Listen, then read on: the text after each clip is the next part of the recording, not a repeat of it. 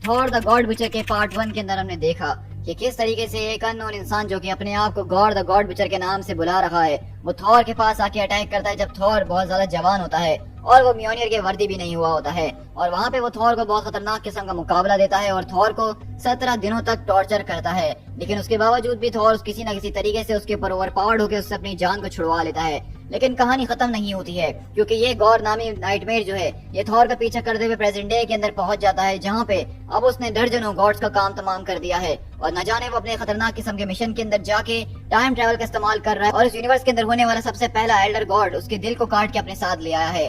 इससे पहले कि वो अपने अगले स्टेप की तरफ जा पाता, हम देखते हैं कि थॉर हमारा प्रेजेंट डे के अंदर पहुंचता है और गॉड द गॉड बिचर को रोकने की कोशिश करता है। लेकिन उसकी सारी की सारी कोशिशें बेकार हो जाती है, क्योंकि गॉड टाइम ट्रेवल करके फ्यूचर के अंदर चले जाता है। हमारा थॉर भी उसका पीछा करते हुए 900 साल बाद फ्यूचर के अंदर पहुंचता है। लेकिन यहाँ पे एक और थॉर का वर्जन जो कि किंग थॉर के नाम से जाना जा रहा है, इस दुनिया के अंदर अकेला रह रहा है, क्योंकि सारे के सारे गॉड्स खत्म हो चुके हैं, गायब हो चुके हैं और ना जाने गॉड इस दुनिया के ऊपर अपने उस मिशन को कंप्लीट करने के लिए क्या ही गजब की चीज बना रखा है। तो अब आगे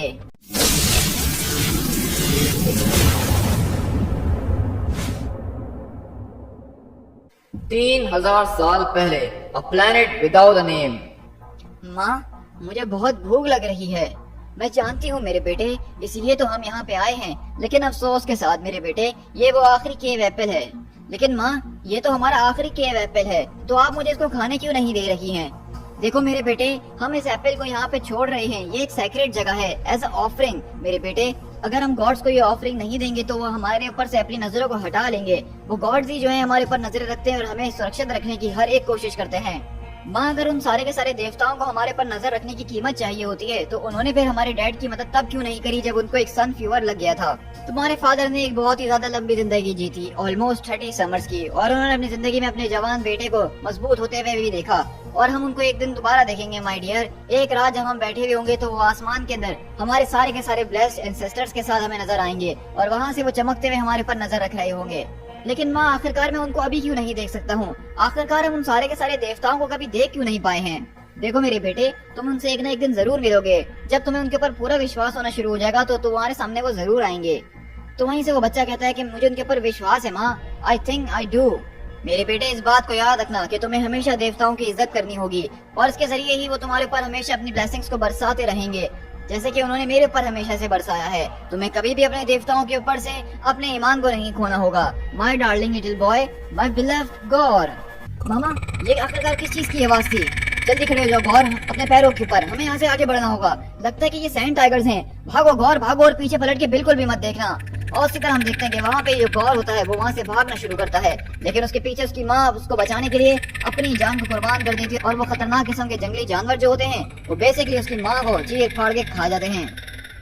काफी सालों बाद, मुझे माफ करना, लेकिन यही है जो कि मैं तुम लोगों के लिए तलाश कर पाया हूँ। ये लो, खा लो उसको। परवाह करने की जरूरत नहीं है गौर, बहुत जल्दी जो है वो रातें आने वाली हैं और तब जाके स्काई गॉड जो है वो हमारी प्रेयर्स को सुनेंगे एट लास्ट। प्लीज इसको खा लो आरा। अब तुम्हें इस वक्त जो स्ट्रेंथ की जरूरत है, तुम जो हो इस वक्त प्रेग्नेंट हो और तुम्हें इस वक्त खाने की जरूरत है। बच्चे सो चुके हैं, लेकिन अभी भी उनकी नींद के अंदर मैं उनके पेट के गुड़गुड़ाने की आवाजें सुन सकता हूँ कि वो भूखे हैं। हाँ, तुम ठीक कह रहे हो कि वो बच्चे तो सो चुके हैं, लेकिन इस वक्त जो मेरे पेट के अंदर है ये सोने का नाम नहीं ले रहा है। ऐसा लगता है कि ये आगे चल के बहुत बड़ा ग्रेट हंटर और एक्सप्लोरर बनेगा, बिल्कुल अपने फादर की तरह। ग्रेट हंटर, इससे तुम्हारा क्या मतलब है? हम लोग जो इस वक्त भूख से मर रहे हैं यारा, पूरा का पूरा कबीला वो खत्म होते जा रहा है। हमारी केस वो बिल्कुल खाली हो चुकी है। यहाँ पे हमारे पास खाने के लिए कीड़े तक नहीं बचे हैं। हम सिर्फ दीवारों को चाट चाट के ही अपना गुजारा कर रहे हैं। हमें इन सारी की सारी जगहों को छोड़ के आगे निकलना होगा। हमें सूरज से बाहर निकलना होगा। अगर हमें जिंदा रहना है तो हमें आगे बढ़ के किसी चीज की तलाश करनी होगी। खामोश हो जाओ माय लव, जरा आराम से। गॉड्स हमें जो है हर चीज प्रोवाइड करेंगे जिसकी हमें जरूरत है। गॉड उन्होंने हमेशा ही हमारी मदद करी है। तुम्हें बस अपने पूरे के पूरे विश्वास को उनके ऊपर बनाए रखना है माय लव। तुम बस इस वक्त काम डाउन हो जाओ और उनकी आवाज को सुनने की कोशिश करो, उनको पुकारने की कोशिश करो। लेकिन इसी तरह हम देखते हैं कि जब वो लोग उस गुफा के ऊपर खड़े होते हैं तो अचानक वहाँ की सारी चट्टानें वो टूटना शुरू हो जाती हैं, जिससे बहुत देर से गौर निकलने के लिए कह रहा था। लेकिन जब ये सारी की सारी चट्टानें टूटती हैं तो गौर तो बच जाता है, लेकिन उसकी जो बीवी होती है वो उस चट्टान से नीचे गिर जाती है, जिसको गौर बचा नहीं पाता है और वो सिर्फ उसका नाम चिल्लाता रहता है, आरा आरा। लेकिन वो वहाँ पे गिर के खत्म हो जाती है। काफी महीनों के बाद, डैडी, हमारी माँ कहाँ है? हमारी माँ कहाँ है आखिरकार?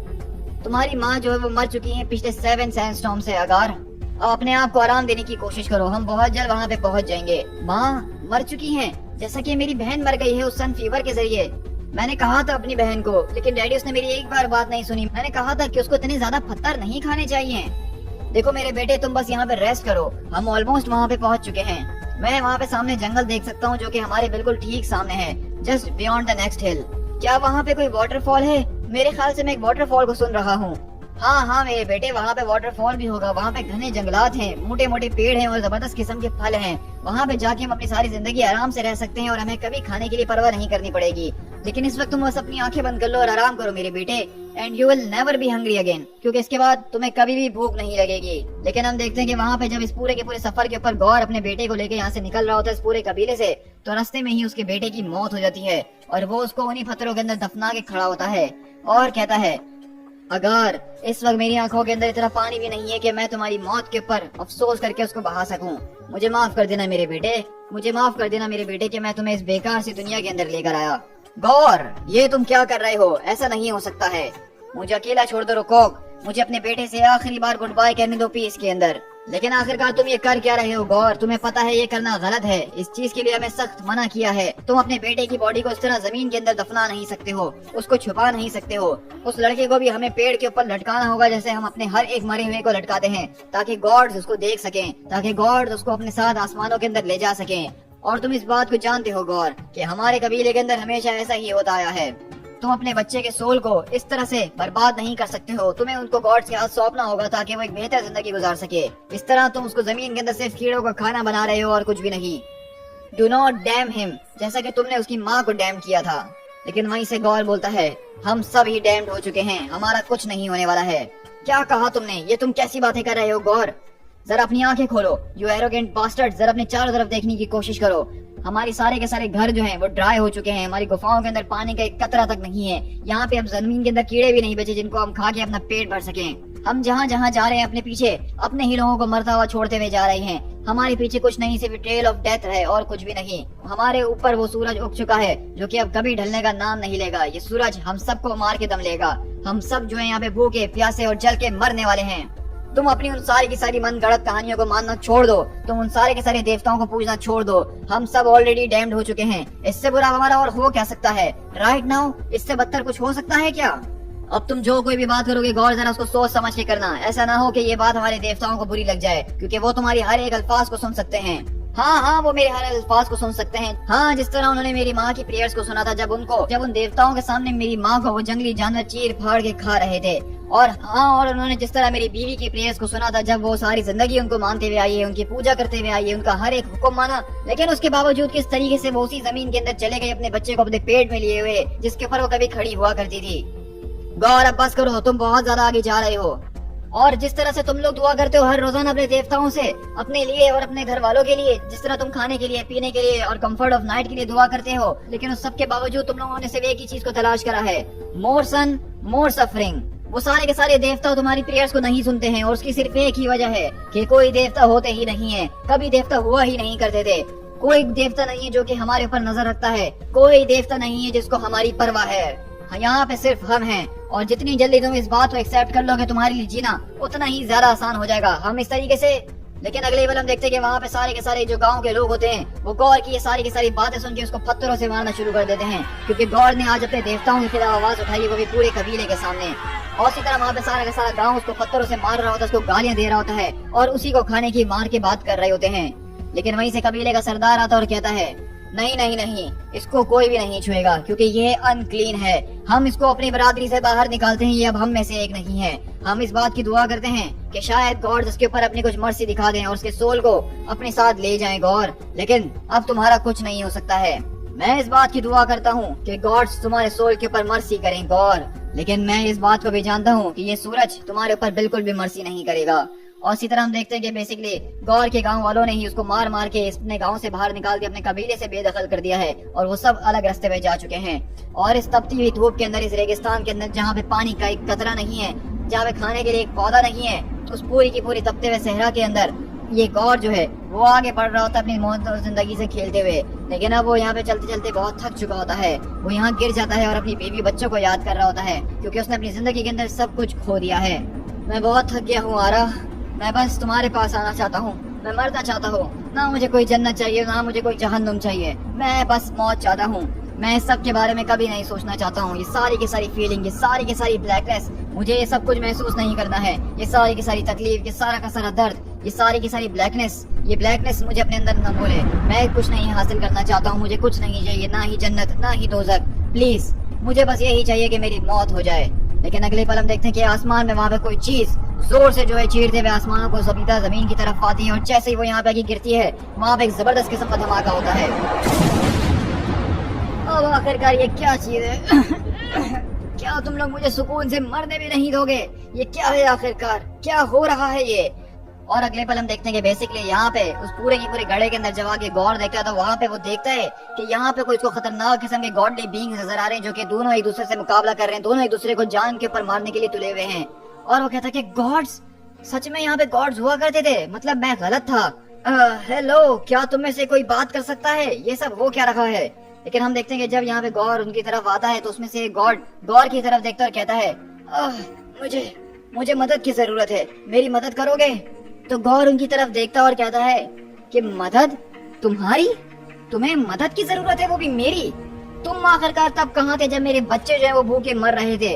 तुम आखिरकार कहाँ थे जब मेरी बीवी जो है अपनी मौत से लड़ रही थी और चिल्ला रही थी, तुम देवताओं को बुला रही थी, पुकार रही थी? तुम आखिरकार तब कहाँ थे सारे के सारे देवता जब मेरी माँ को जंगली जानवर जो है वो चट कर रहे थे?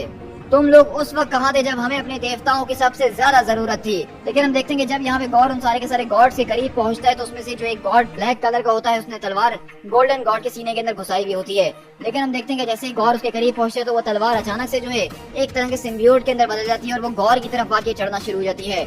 और हम देखते हैं कि गौर बोलता है कि ये क्या हो रहा है आखिरकार, ये क्या चीज है, इसको मुझसे पीछे करो।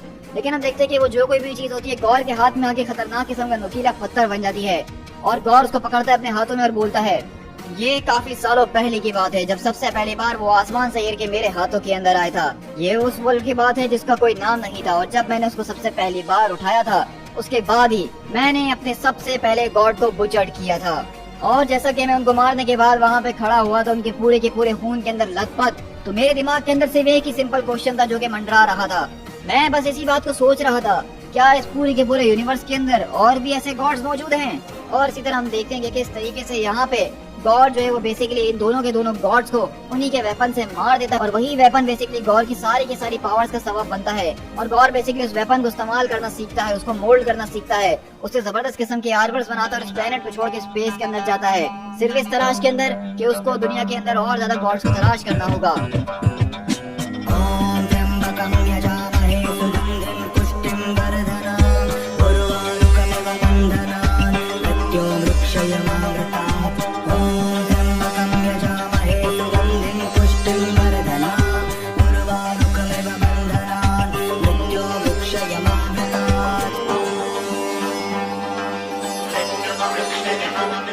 काफी सेंचुरीज के बाद और ऑफ कोर्स इतने सालों के बाद अब मैं यहाँ पे पहुँच चुका हूँ, क्योंकि मैंने उसके बाद इस बात की कसम खा ली थी कि मैं इस दुनिया के अंदर हर एक देवता को तलाश करूंगा और उनमें से सबको ही जान से मार डालूंगा। और इस सब के बाद आज हम अपनी इस प्रेजेंट सिचुएशन के ऊपर पहुंचते हैं और अब हम देखते हैं कि बेसिकली प्रेजेंट डे के अंदर यहाँ पे जो गॉड है वो अब खतरनाक किस्म का एक गॉड बुचर बन चुका है, और आज भी वो किसी न किसी गॉड को अपने सामने बिठा के टॉर्चर कर रहा है और उसको बेसिकली अपनी ये पूरी की पूरी कहानी सुना रहा है। तो क्या तुम्हें अपने सवाल का जवाब मिल गया नन्हे देवता कि मैं ये सब क्यों कर रहा हूँ? तो वहीं से हम देखते हैं कि वो जो गॉड जिसको यहाँ पे गॉड ने बांधा हुआ कहता है कि नहीं नहीं नहीं, मैंने तुमसे ये नहीं पूछा था, मैंने तुमसे पूछा था क्या तुम्हें इस बारे में पता है कि ये वेपन तुम्हारे पास कहाँ से आया है? लेकिन तुम्हें तो उस देवता का नाम तक नहीं पता जिससे तुमने इस वेपन को चुराया है। क्या मैंने ठीक कहा? तुमने बस इसको उठा लिया और एक शार्प स्टिक की तरह इस्तेमाल करना शुरू कर दिया, तुमने इसके जरिए गॉड्स को मारना शुरू कर दिया, तुम्हें इसके बारे में पता तक नहीं है कि ये चीज आई कहाँ से है, क्योंकि तुम सच को जानना ही नहीं चाहते हो। लेकिन ये देख के हम देखते हैं कि गॉड्स को अपने हंटर से मारता और कहता है, तुम उन देवताओं की तरह बात कर रहे हो जिनको मैं गुलाम नहीं बल्कि मारना ज्यादा पसंद करता हूँ, तो क्या तुम यही चाहते हो? तुम मुझे बताओगे कि आखिरकार तुम्हारा क्या नाम है? Ragged wisp of a God? तो हम देखते हैं कि वहीं से वो चिल्लाता है, वोल्स्टैग, हम हैं Volstagg, Volstagg the violent lion of Asgard. और हम देखते हैं कि बेसिकली यहाँ पे ये जो गॉड है कोई और नहीं बल्कि थॉर का बहुत ही अच्छा दोस्त वोल्स्टैग है। और वहीं से गॉड बोलता है, चलो मैं तुमसे एक सवाल पूछता हूँ Volstagg the foolish gods of heavens, आखिरकार तुम्हें ये अधिकार किसने दिया कि तुम मुझसे चुरा सको, तुम गॉड से चुरा सको? तो वहीं से वोल्स्टेक बोलता है, इतनी सी बात के लिए इतना ज्यादा तमाशा? वो सिर्फ एक ब्रेड का टुकड़ा था जो कि मैंने तुमसे चुराया है। हाँ, तुमने ठीक कहा कि वो सिर्फ एक ब्रेड का ही टुकड़ा था, लेकिन वो टुकड़ा तुम्हारा नहीं था। ये कोई एसगार्ड नहीं है वोल्स्टेक द ग्रीडी। यहाँ पे वो चीज को तुम हासिल नहीं कर सकते हो जिसकी तुम्हें डिजायर है। तुम्हें बस यहाँ पे वही खाना होगा जो कि तुम्हें खाने के लिए दिया जाएगा। पिछले 5000 सालों से मैं यहाँ पे तुम्हारी गुलामी कर रहा हूँ, तुम्हारी इन खदानों के अंदर। तुमने हमें यहाँ पे कीड़े मकोड़ों के अलावा खाने को कुछ भी नहीं दिया है। चाहे एक देवता कितना भी ज्यादा ताकतवर क्यों ना हो, लेकिन भूख उसको भी कमजोर कर ही देती है। जितनी जल्दी तुम और तुम्हारे सारे के सारे देवता मेरे काम को मुकम्मल करोगे, उतनी ही जल्दी तुम सारे के सारे देवताओं की भूख को मैं हमेशा के लिए मिटा के रख दूंगा। उसके बाद तुम लोगों को कभी भूख भी नहीं लगेगी। चलो एक मुझे बात बताओ, एक गॉड द गॉड स्लेयर, क्या आखिरी बार कब था जब तुमने खाना खाया था? आखिरी बार कब था जब तुम्हें भूख लगी थी? आखिरी बार कब था जब तुमने अपनी आंखें बंद करी और एक सुकून की सांस लेके सोए थे? क्या तुम्हें इसके बारे में याद भी है? और हम देखते हैं कि गौर ये सुन के और ज्यादा गुस्से में आता है और उसको दोबारा से मारना शुरू करता है और कहता है कि मैं तब तक नहीं सोऊंगा जब तक मेरा सारा का सारा काम खत्म ना हो जाए, जब तक इस पूरी की पूरी दुनिया के ऊपर से टायरेंट्स ऑफ हेवेंस का नाम और निशान ना मिटा दिया जाए। यू पुअर ब्लाइंड फूल, तुम सारे के सारे देवताओं को कभी नहीं मार सकते हो, चाहे तुम किसी भी वेपन को फील्ड क्यों ना करते हो, चाहे तुम्हारे पास कितनी भी शक्ति क्यों ना आ जाए, या फिर तुम ये जो कुछ भी बना रहे हो उसको बनाने की कोशिश क्यों ना कर लो, तुम सारे के सारे देवताओं का नाम और निशान कभी नहीं मिटा पाओगे। तुम एसगार्डियन बहुत ही ज्यादा ढीठ होते हो, इस बात को तो मानना ही पड़ेगा। क्या तुम मुझसे अब ये तो नहीं कहने वाले कि तुम यहाँ पे इंतजार कर रहे हो अपने देवता का, अपने दोस्त का, जो कि एक मैजिक हैमर को घुमाते हुए यहाँ पे तुम सबको बचाने के लिए आएगा? तो वहीं से बोलते जिसका इस वक्त बहुत बुरी हालत हो चुकी है, वो गिरा हुआ जमीन के ऊपर कहता है कि नहीं नहीं नहीं, अब तो ऑल फादर भी हम सबको बचा नहीं सकते हैं, क्योंकि अगर तुमने उनको भी मार दिया और इस पूरी की पूरी क्रिएशन के अंदर से सारे के सारे गॉड्स को खत्म भी कर दिया और उसके अंदर थॉर ऑलमाइटी भी शामिल क्यों ना हो, लेकिन इन दी एंड उस सब के बावजूद भी इस यूनिवर्स के अंदर एक गॉड तो फिर भी जिंदा ही बचेगा। क्या मैंने ठीक कहा गौर? और वो तुम होगे। तो गौर बोलता है कि क्या कहा तुमने?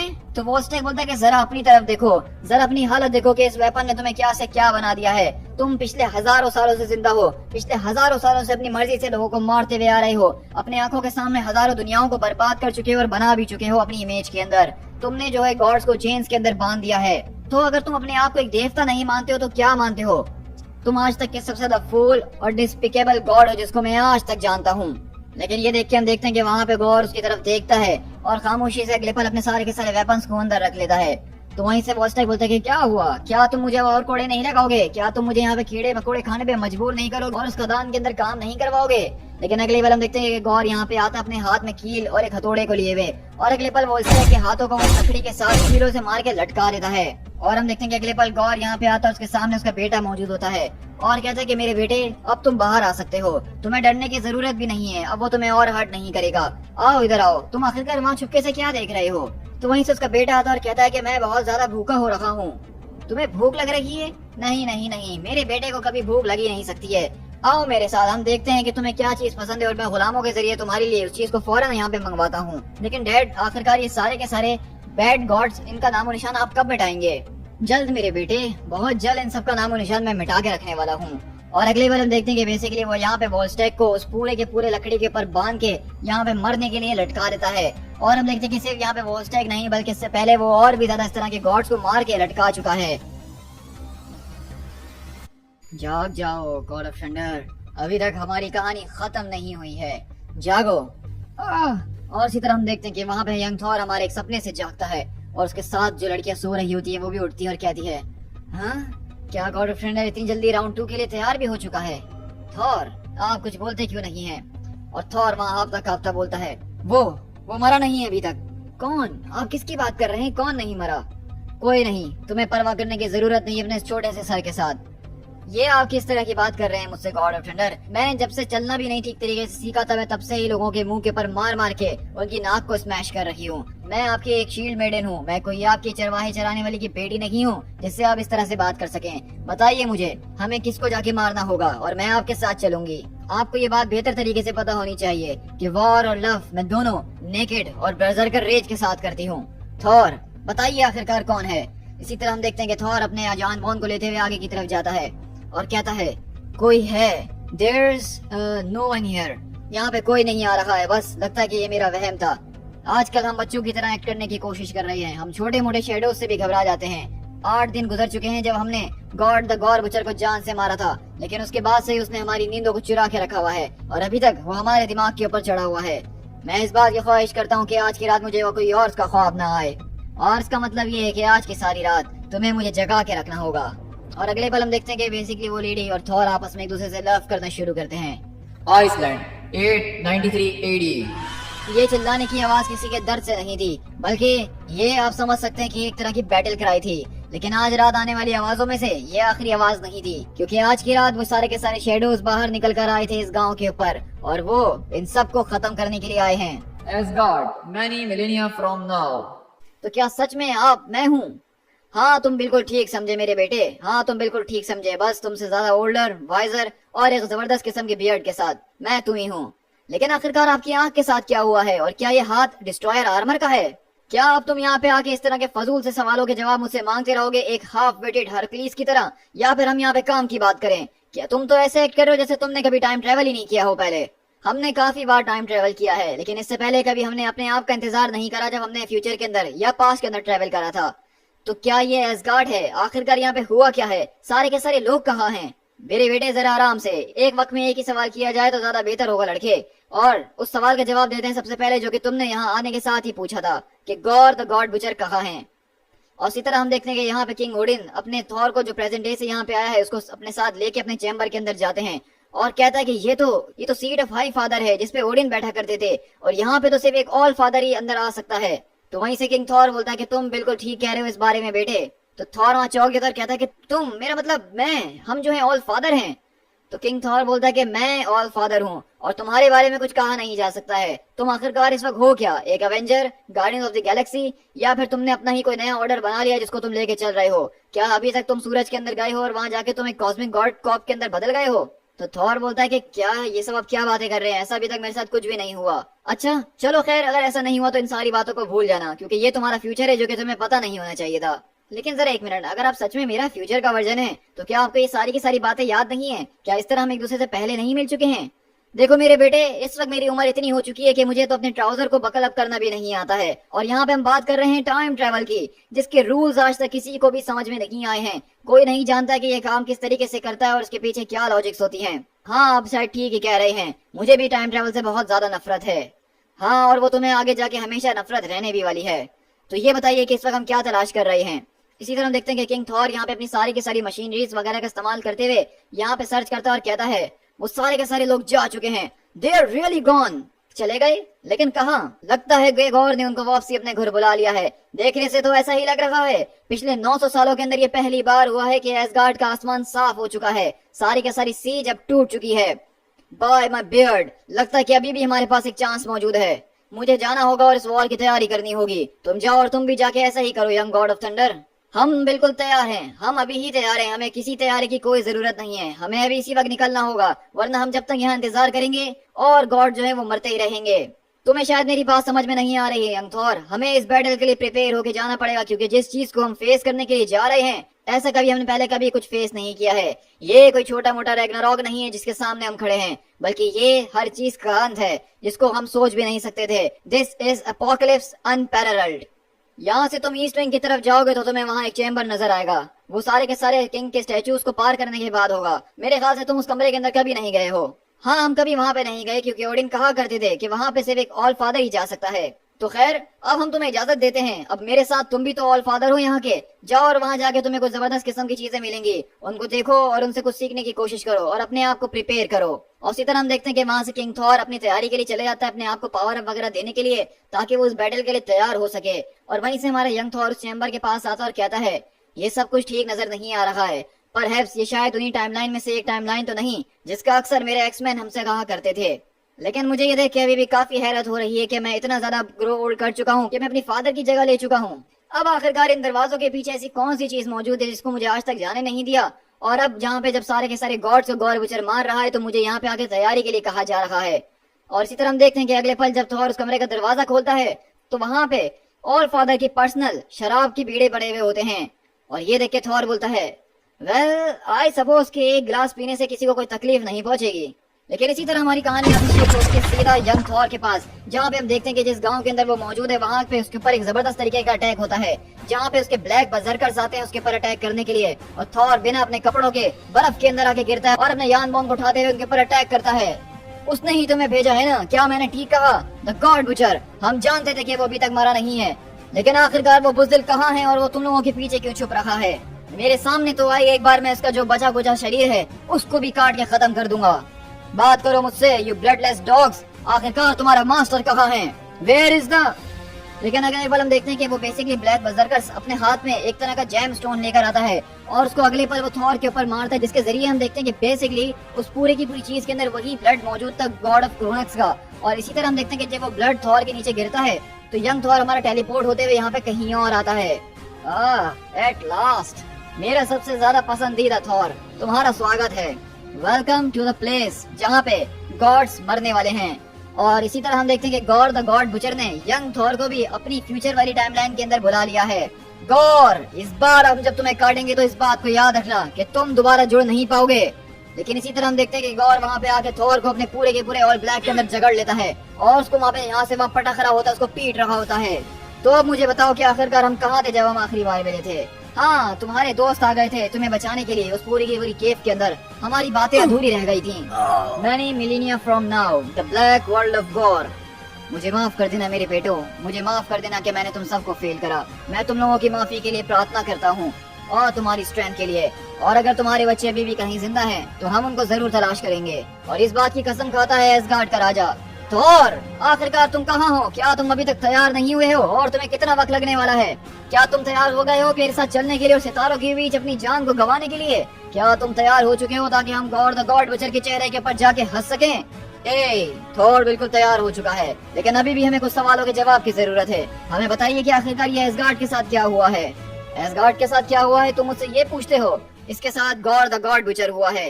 900 साल पहले टाइम ट्रैवल करते हुए वो यहाँ पे आया। अपने साथ एक वो बड़ी ब्लैक बर्जर्कर्स की आर्मी को लेकर आया था, जो कि एक एंडलेस आर्मी ऑफ बीस्ट थी। हमने उनको रोकने की बहुत ज्यादा कोशिश करी, जितना हम रोक सकते थे, लेकिन हमारा नंबर बहुत ज्यादा कम था और उसका नंबर बढ़ते ही जा रहा था। और अल्टीमेटली इस सारी की सारी जंग के बाद यहाँ पे कोई नहीं बचा, सिर्फ बचा तो मैं यहाँ पे बचा। क्या आप सच कह रहे हैं? गॉड द गॉड बुचर ने सबको मार दिया, सारे के सारे एसगार्ड को? नहीं, उसने सबको मारा नहीं, बल्कि उसमें से कुछ को उसने कैद करके अपना गुलाम बना लिया है। उसकी अपनी ही एक दुनिया मौजूद है, a death blackened planet at the edge of the space. वो वहाँ पे कुछ बनाने की कोशिश कर रहा है। मुझे ये नहीं पता इस वक्त कि वो क्या बना रहा है, लेकिन इतने सालों से वो जो कुछ भी कर रहा है उसको देख के लगता है कि वो कोई छोटी चीज नहीं होने वाली है। उसने मुझे स्पेस के इस एरिया के अंदर ट्रैप करके रखा हुआ था, अकेला। पिछली 9 सदियों से अपने सारे के सारे ब्लैक बर्जर्कर्स को वो यहाँ पे भेज रहा था ताकि मैं यहाँ से निकल के आजाद ना हो सकूं।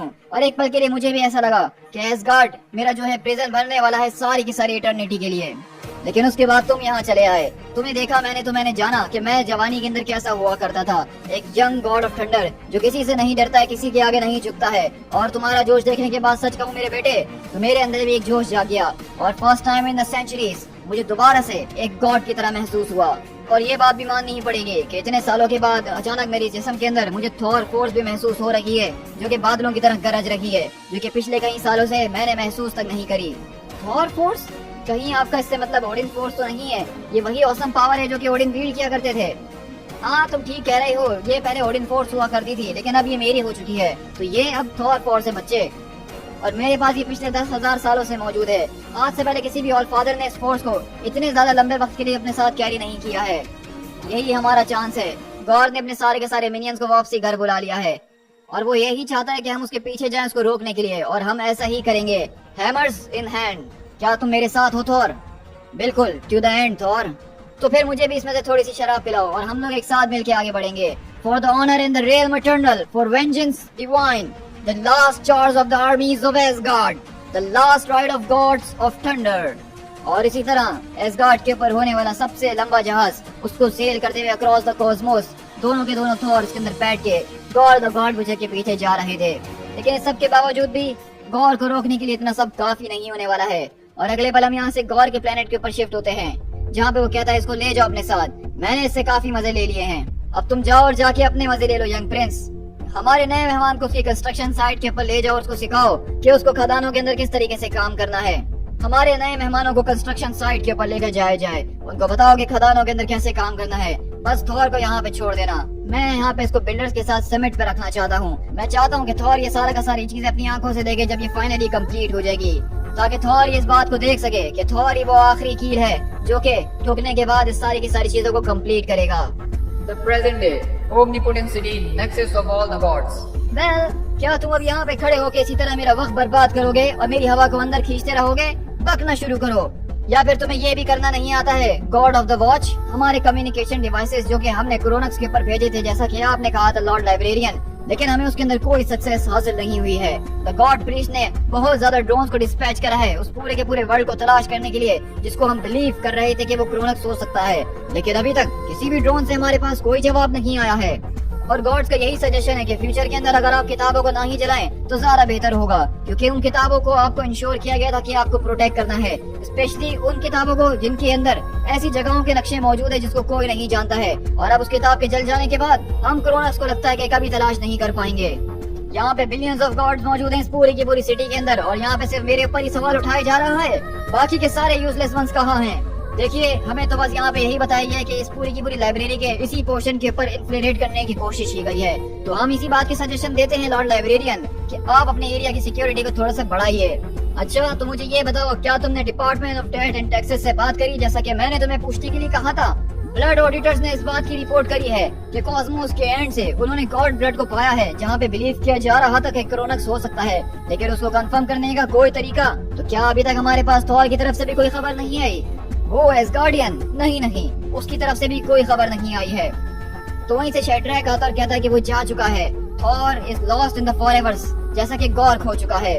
क्या मुझे इजाजत हो तो मैं यहाँ से जा सकता हूँ लाइब्रेरियनशिप? मेरा पोता जो है आज अपनी पहली दुनिया को बना रहा है, तो मैं उसको बिल्कुल भी मिस नहीं करना चाहूंगा।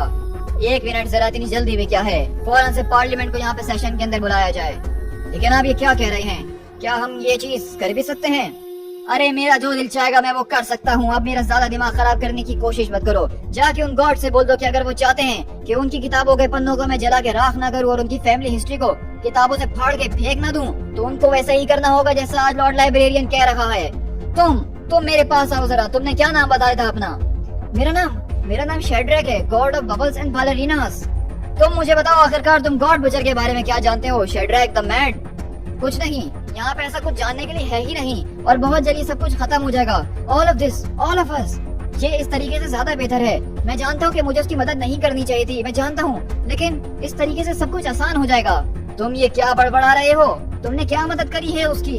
तुमने क्या कर दिया ऐसा? नहीं, मैं तो बस ऐसे ही बोल रहा था। मैं तो शेड्रैक हूँ, God of kittens and coconuts. मैं कुछ नहीं कर सकता। बस कर दो तुम झूठ बोलना हमारी नजरों के सामने। तुम कभी कहते हो कि मैं गॉड ऑफ ये हूँ, कभी कहते हो कि मैं गॉड ऑफ वो हूँ। आखिरकार तुम सच में कौन हो? मैं गॉड ऑफ पैनकेक्स। मैं तो गॉड ऑफ पैनकेक्स हूँ। बस अब बहुत हो चुका है। अगर तुम सच में एक गॉड हो तो इस पूरी की पूरी लाइब्रेरी के अंदर तुम्हारा नाम और तस्वीर कहीं ना कहीं तो जरूर होगी। और अगर तुमने मुझे नहीं बताया कि तुम सच में कौन हो तो मैं इस लाइब्रेरी की हर एक किताब को छान मारूंगा। और अगर मुझे तुम्हारी असलियत पता चली और तुमने मुझसे झूठ कहा तो मैं तुम्हारी मार के वो हालत कर दूंगा कि तुम अपने आप को भी नहीं पहचानोगे। नहीं लॉर्ड लाइब्रेरियन, मुझे माफ कर दीजिए, लेकिन ये इस तरीके से ज्यादा बेहतर था। आई स्वेयर, ये जैसा चल रहा था ये उससे बेहतर है। गॉड द गॉड बुचर हमें एक एक करके मार रहा था और उसने मेरी आंखों की पलकें तक काट दी थी ताकि मैं उनको देखता रहूं। मैंने बस उसका वो करने में मदद दिया ताकि ये किसी और के साथ ना हो सके, ताकि हम गॉड्स को ऐसे कुत्ते की मौत ना मारा जाए। वो मेरे पास आया, उसने मुझे बताया कि इसको कैसे बनाया जा सकता है। प्लीज मेरी बात का विश्वास कीजिए, हम सारे के सारे गॉड्स के लिए सिर्फ यही एक बेहतर रास्ता था। तुम ये किस किस्म की बातें कर रहे हो? डैम इट, तुम्हारी बातों के अंदर कोई सेंस नहीं है। Tell me what you are hiding. Tell me, आखिरकार तुम हो कौन? और उसी तरह देखते हैं कि शेड्रैक वहाँ पे बहुत ज्यादा डर जाता है और उसकी आंखों से आंसू आना शुरू हो चुके होते हैं और वो डरते डरते कहता है, हम है शेड्रैक द गॉड ऑफ। लेकिन इसी तरह देखते हैं कि थॉर वहाँ पे जब सारी की सारी मजदूरी कर रहा होता है तो वो पूरी की पूरी चीज के ऊपर उसकी नजर जाती है जो कि गौर बना रहा है, और उसके मुंह से बस यही अल्फाज निकलते हैं, बाय ऑल दैट्स अनहोली। क्योंकि उसके सामने हम देखते हैं कि वहाँ पे एक जबरदस्त किस्म का स्ट्रक्चर बना हुआ है और वहीं से शेड्रैक बताता है, मैं हूँ Shadrak the god of bombs, the far future, the black ocean of deep space. हमें जंग की प्यास लगी है। आखिरकार अब हमें और कितनी दूर जाना पड़ेगा गॉड द गॉड बुचर के घर तक पहुंचने के लिए? अभी भी कुछ बिलियन लाइट ईयर्स का सफर बाकी है, लेकिन परेशान होने की जरूरत नहीं है। सोलर विंड जो है हमारे फेवर के अंदर चल रही है तो हम जल्द ही पहुंच जाएंगे। और अभी हमारे पास वैसे भी काफी दारू पड़ी है। आपसे ये किसने कहा? हमारी सारी की सारी दारू अब खत्म हो चुकी है। हेलास पेल ब्लॉसम बॉय, आखिरकार तुम ये कैसी बातें कर रहे हो? जाओ जाके अपने हथौड़े को पॉलिश करके चमकाओ या फिर एक दाढ़ी उगाने की कोशिश करो, वरना हम तुम्हें यहाँ से लात मार के नीचे भगा देंगे। या फिर उससे बेहतर ये है कि तुम जाके थोड़ी देर सो जाओ, क्योंकि मेरी बात का विश्वास करो कि एक बार जब हम the unholy world of God के अंदर पहुंच जाएंगे तो वहां पे हमें रिलैक्सेशन का जरा भी वक्त नहीं मिलने वाला है। इसी तरह हम देखते हैं कि यहाँ पे हमारा जो यंग थॉर होता है उसके ऊपर कोड़े बरसाए जा रहे हैं, उससे मजदूरी करवाई जा रही है, बड़े बड़े पत्थर उठवाए जा रहे हैं। The unholy world of god, city of the gods lives, mount of the god boy. कितना मारोगे हमें आखिरकार? ये कोड़ा जो तुमने मेरे ऊपर उठाया था ये आखिरी बार था। अब तुम एयर ऑफ एसगार्ड के ऊपर अपना हाथ नहीं उठाओगे। यू ब्लैक आइड ब्रांच, अपने पत्थरों को खुद हटाओ और यहाँ से बाहर में जाओ। Come then you gods of Gorr, आओ मेरे पास, मैं तुम्हें बताता हूँ कि मेरे अंदर कितना दम है। ये देवता किसी आदमी का गुलाम नहीं है। क्या तुम्हारा दिमाग खराब हो चुका है? तुम यहाँ पे ये क्या करने का सोच रहे हो? कौन है ये जिसने हमें मारने की कोशिश करी? मेरे अंदर हिम्मत है प्रीटी बॉय, चलो फौरन से काम पे लगो, वरना मैं तुम्हारे दोनों हाथ पैरों को तोड़ के लटका दूंगी और तुम्हें सीधा जो माइंस के अंदर भेज दूंगी, जहाँ पे तुम अपनी जबान के जरिए वहाँ पे लोगों के तलवे चाट रहे होगे, क्योंकि देख के लग रहा है कि तुम्हारी बॉडी के अंदर वही सबसे ज्यादा स्ट्रॉन्गेस्ट मसल है। तुम आखिरकार हो कौन और तुम हमसे इस तरह से कैसे बात कर सकती हो? ये देख के हमें बहुत ज्यादा अफसोस हो रहा है कि तुम जैसे गॉड्स गॉड से डर रहे हैं, उसके सामने झुक गए हैं। हमारे अंदर कभी भी इतनी कॉवर्ड्स नहीं और ना ही हम कभी अपने अंदर आने देंगे। कॉवर्ड्स? क्या इस बॉय गॉड ने अभी अभी हमें कॉवर्ड बुलाने की कोशिश करी है? और उसी तरह हम देखते हैं कि वहां से दो लड़कियां और आती और कहती हैं कि जरा इसकी तरफ तो देखो, ये बियर्डलेस आदमी बहुत ही ज्यादा स्टूपिड किस्म का लग रहा है, काफी एनोइंग भी लग रहा है। नहीं यार, लेकिन इसके चेहरे की तरफ तो देखो, काफी हैंडसम है। मेरे ख्याल से इसको ऐसे बर्बाद नहीं करना चाहिए। जरा इसकी बॉडी शॉडी तो देखो। बस आराम से लड़कियों, तुम नए देवता जो यहाँ पे अभी अभी आया है, फौरन से अपने कंकरों को उठाना शुरू करो और लाइन में लगो। तुम्हें जो काम दिया गया उसको खामोशी से करो, वरना तुम्हारा ये सारा का सारा गुरूर यहाँ पे बहुत से लोगों को आज जान से मरवा सकता है। आज यहाँ पे सिर्फ एक ही शख्स मरेगा और वो गौर और उसके काले कुत्ते होने वाले हैं। अपनी टोन को जरा नीचे रखने की कोशिश करो। यहाँ पे कोई भी एक्शन लेने से पहले जरा अपने चारों तरफ मुड़ के देख लिया करो और सोचने की कोशिश करो। जब भी तुम इस तरह का सीन क्रिएट करने की कोशिश करते हो, वहाँ ऊपर उस पहाड़ी के ऊपर गौर एक और देवता को क्रूसिफाइड करता है, उसको मार के लटका देता है। तो इसलिए अगर यहाँ पे बात होती सिर्फ तुम्हारी, तो मुझे तुमसे कोई घंटा फर्क नहीं पड़ता कि गौर तुम्हारे साथ क्या करे और क्या नहीं करे। वो तुम्हें मार के लटका दे तो मुझे कोई फर्क नहीं पड़ता है। लेकिन इन खदानों के अंदर, इस गुलामी के अंदर मेरे बहुत से दोस्त हैं जिनको मैं यहाँ पे लटकता हुआ देख चुकी हूँ। ये आखिरकार हो क्या रहा है? हमें कुछ ना कुछ तो करना होगा। तुम्हें जो करने की जरूरत है वो ये है कि तुम्हें अपने मुंह को बंद रखना है और तुम्हें जो काम दिया गया है उसको फौरन से करो। चलो फौरन। और इसी तरह हम देखते हैं कि वो लड़कियां वहां से जा रही होती हैं और कहती हैं, मेरे ख्याल से लेकिन मुझे अभी भी लगता है कि हमें इस तरह से उसको डांटना नहीं चाहिए। यार, इस गॉड के अंदर तो कोई ना कोई चीज जरूर है जो कि काफी सिमिलर नजर आ रही है। तुम हमें बताना चाहोगी कि आखिरकार तुम लोग किस चीज की देवताएं हो? देखो, यहाँ पे कोई भी गॉड्स नहीं है और ना ही तुम कोई गॉड हो। हम सब यहाँ पे गुलाम हैं और अब इसकी आदत डाल लो। और ये था वो पहली बार जब थॉर ओडिनसन, जो कि वाइकिंग एज से यहाँ पे आया था, वो पहली बार मिला एथली, एलिसिफ और फ्रिग वुडन डॉटर से, जो कि द गॉडेसेस ऑफ थंडर हैं, एक फ्यूचर से, जो कि उसके खुद फ्यूचर के अंदर ग्रैंड चिल्ड्रंस होने वाले हैं। तो यानी कि अभी अभी जो हम तीन लड़कियों को देखा था, ये दरअसल कोई और नहीं बल्कि फ्यूचर के अंदर थॉर की ही पोतियां होने वाली हैं। और थॉर यहाँ पे उनको देख के गालियां दे रहा होता है। सारे के सारे देवता इन खदानों के अंदर खामोशी से सारी के सारी मून रॉक्स को तोड़ते रहते हैं। जो देवता कभी अपनी आवाजों के जरिए पूरे के पूरे ब्रह्मांड को हिला दिया करते थे, अपने सामने सबको झुका दिया करते थे, जो हेवेंस के राजा हुआ करते थे और हेल्स के ऊपर राज करते थे, आज उनकी कोई औकात नहीं और उनको एक सिर्फ गंध की तरह यहाँ पे रखा जा रहा है। ऐसे कई देवता हुआ करते थे जिनकी इमेज के अंदर बड़े बड़े मंदिरों को बनाया जाता था, बड़ी बड़ी चीजों को खड़ा किया जाता था। लेकिन अब वो सारी की सारी जनरेशंस बहुत ज्यादा पीछे रह चुकी हैं। अब यहाँ पे देवता हैं जिनकी आंखों के अंदर आंसू हैं और हाथ के ऊपर जख्म हैं और जिनको अपना नाम तक याद नहीं है। लेकिन मैं उनमें से कभी ये नहीं बनूंगा। गॉड ऑफ थंडर के दिमाग में बस यही सोच चल रही है, चाहे मुझे यहाँ पे मिलियंस ऑफ मिलेनिया तक ये सारी की सारी मजदूरी ही क्यों ना करनी पड़े, लेकिन मैं अपने आप की स्पिरिट को कभी भी इस तरह से टूटने नहीं दूंगा। लेकिन फिर उसके बाद गॉड ऑफ थंडर ने सोचा कि आखिरकार वो इतना लंबा इंतजार ही क्यों करे, उसको इस सब के बारे में कुछ ना कुछ तो पता करना ही चाहिए। और इसी तरह यंग थॉर वहां पे उन पत्थरों को जमीन पे रखता और कहता है, What the hell is dead? आखिरकार वो क्या चीज है? हाँ। और हम देखते हैं कि वहां पे कोई और नहीं बल्कि गौर का जो बेटा होता है वो यहाँ पे मौजूद होता है और वो बताता है कि ये एक बॉम्ब है, ये बॉम्ब सारे के सारे गॉड्स को मार डालेगा। तुम्हारा दिमाग खराब हो चुका है बच्चे, क्योंकि कोई भी बॉम्ब सारे के सारे देवताओं को तो नहीं मार सकता है। ये बॉम्ब मारेगा क्योंकि गौर ने खुद इसको डिजाइन किया है। तुम बहुत जल्द देखोगे, क्योंकि 900 साल की लंबी मजदूरी के बाद ये तकरीबन खत्म हो चुका है। तो तुम्हें क्या लगता है बेटा कि तुम सारे के सारे देवताओं को मार दोगे तो ये एक अच्छा काम है? हाँ बिल्कुल, ये दुनिया बगैर देवताओं के ज्यादा बेहतर है।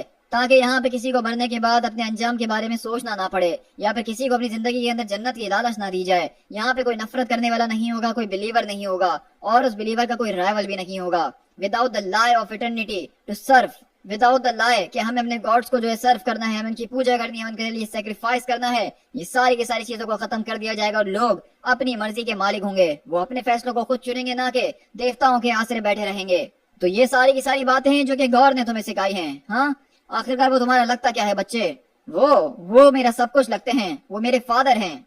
तुम्हारे फादर एक बुचर और एक मैडमैन हैं। हाँ, ऑफ कोर्स तुम तो ऐसा ही कहोगे ना, क्योंकि तुम एक गॉड हो और तुम्हारी उनसे फटती है। बट आई वंडर कि आखिरकार मेरे फादर ने तुम्हारे कितने बापों को मारा होगा। मेरे और तुम्हारे फादर्स दोनों जाए जहन्नुम के अंदर। लेकिन तुम मेरी इस बात को जान लो बच्चे कि जब तुम्हारे पास मौका है तो तुम्हें इस वर्ल्ड को छोड़ के चले जाना चाहिए, सन ऑफ गॉड।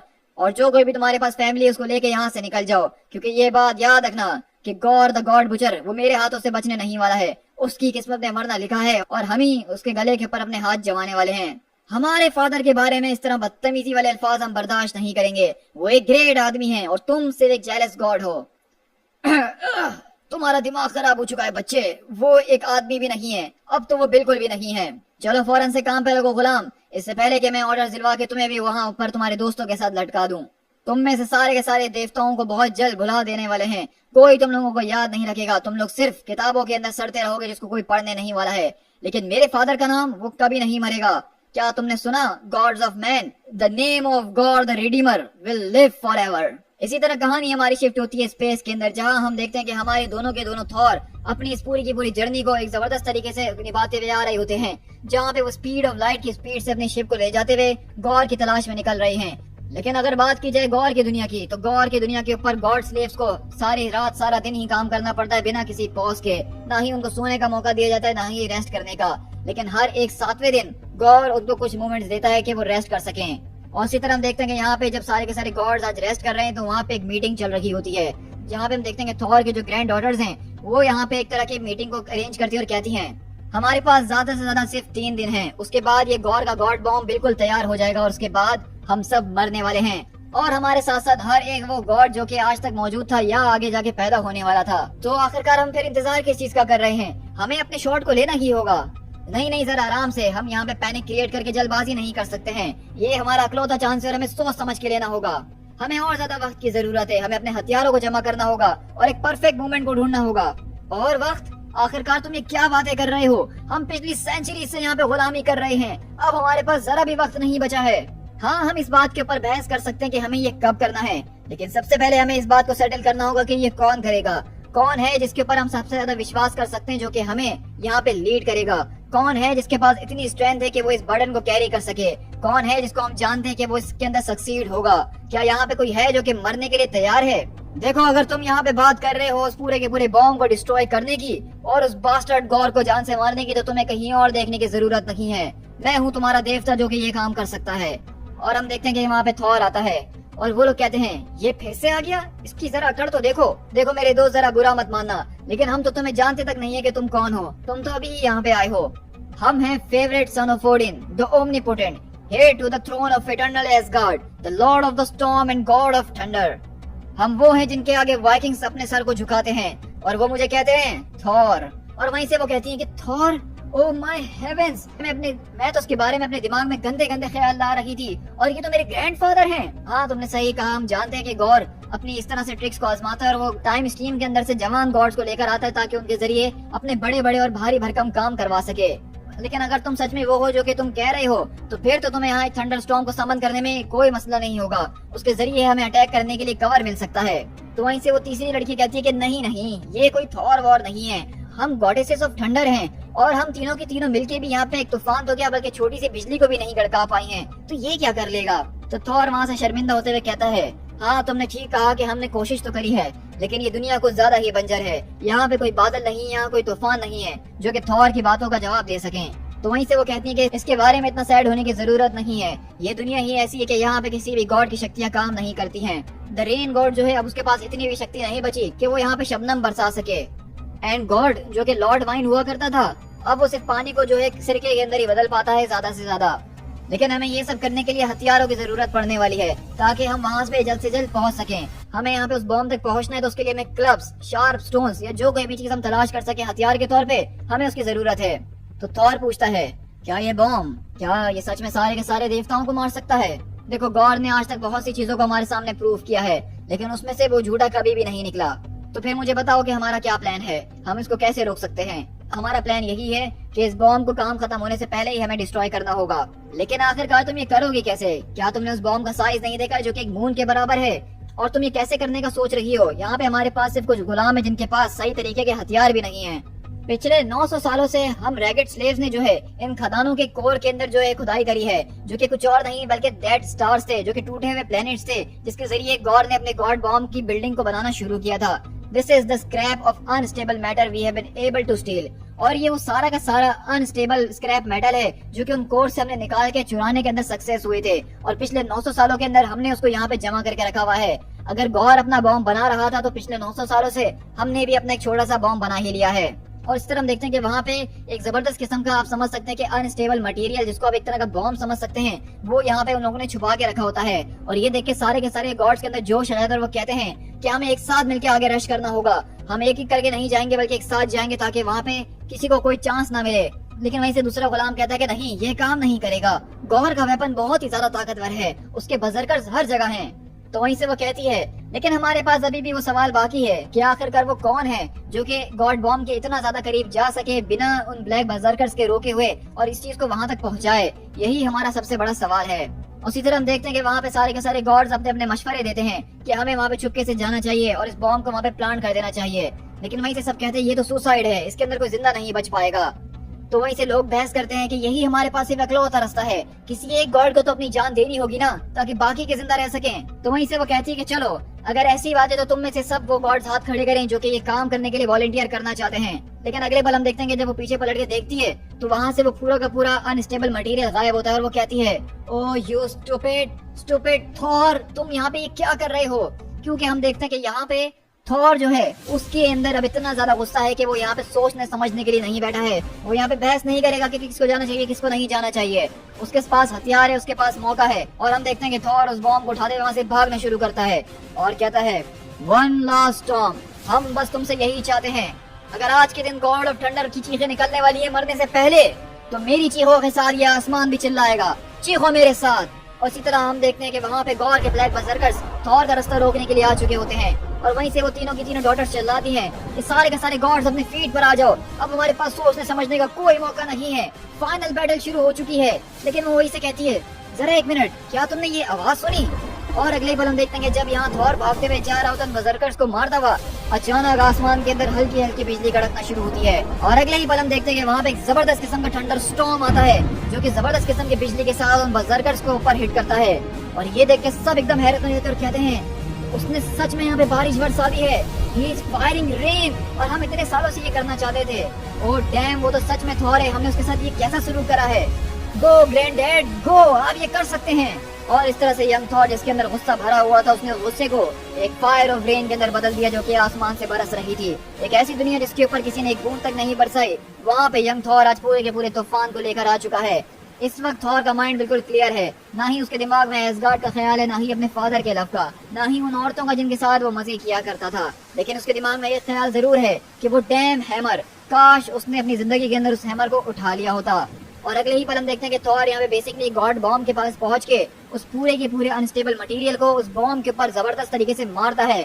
और अगले ही पल हम देखते हैं कि जैसे ही वो उस गॉड बॉम्ब से जाके टकराता है, वहाँ पे खतरनाक किस्म का धमाका होता है। और वहीं स्पेस के अंदर हम देखते हैं कि यहाँ पे वो दोनों के दोनों थॉर जो आ रहे होते हैं, वो कहते हैं, क्या तुमने ये महसूस करा?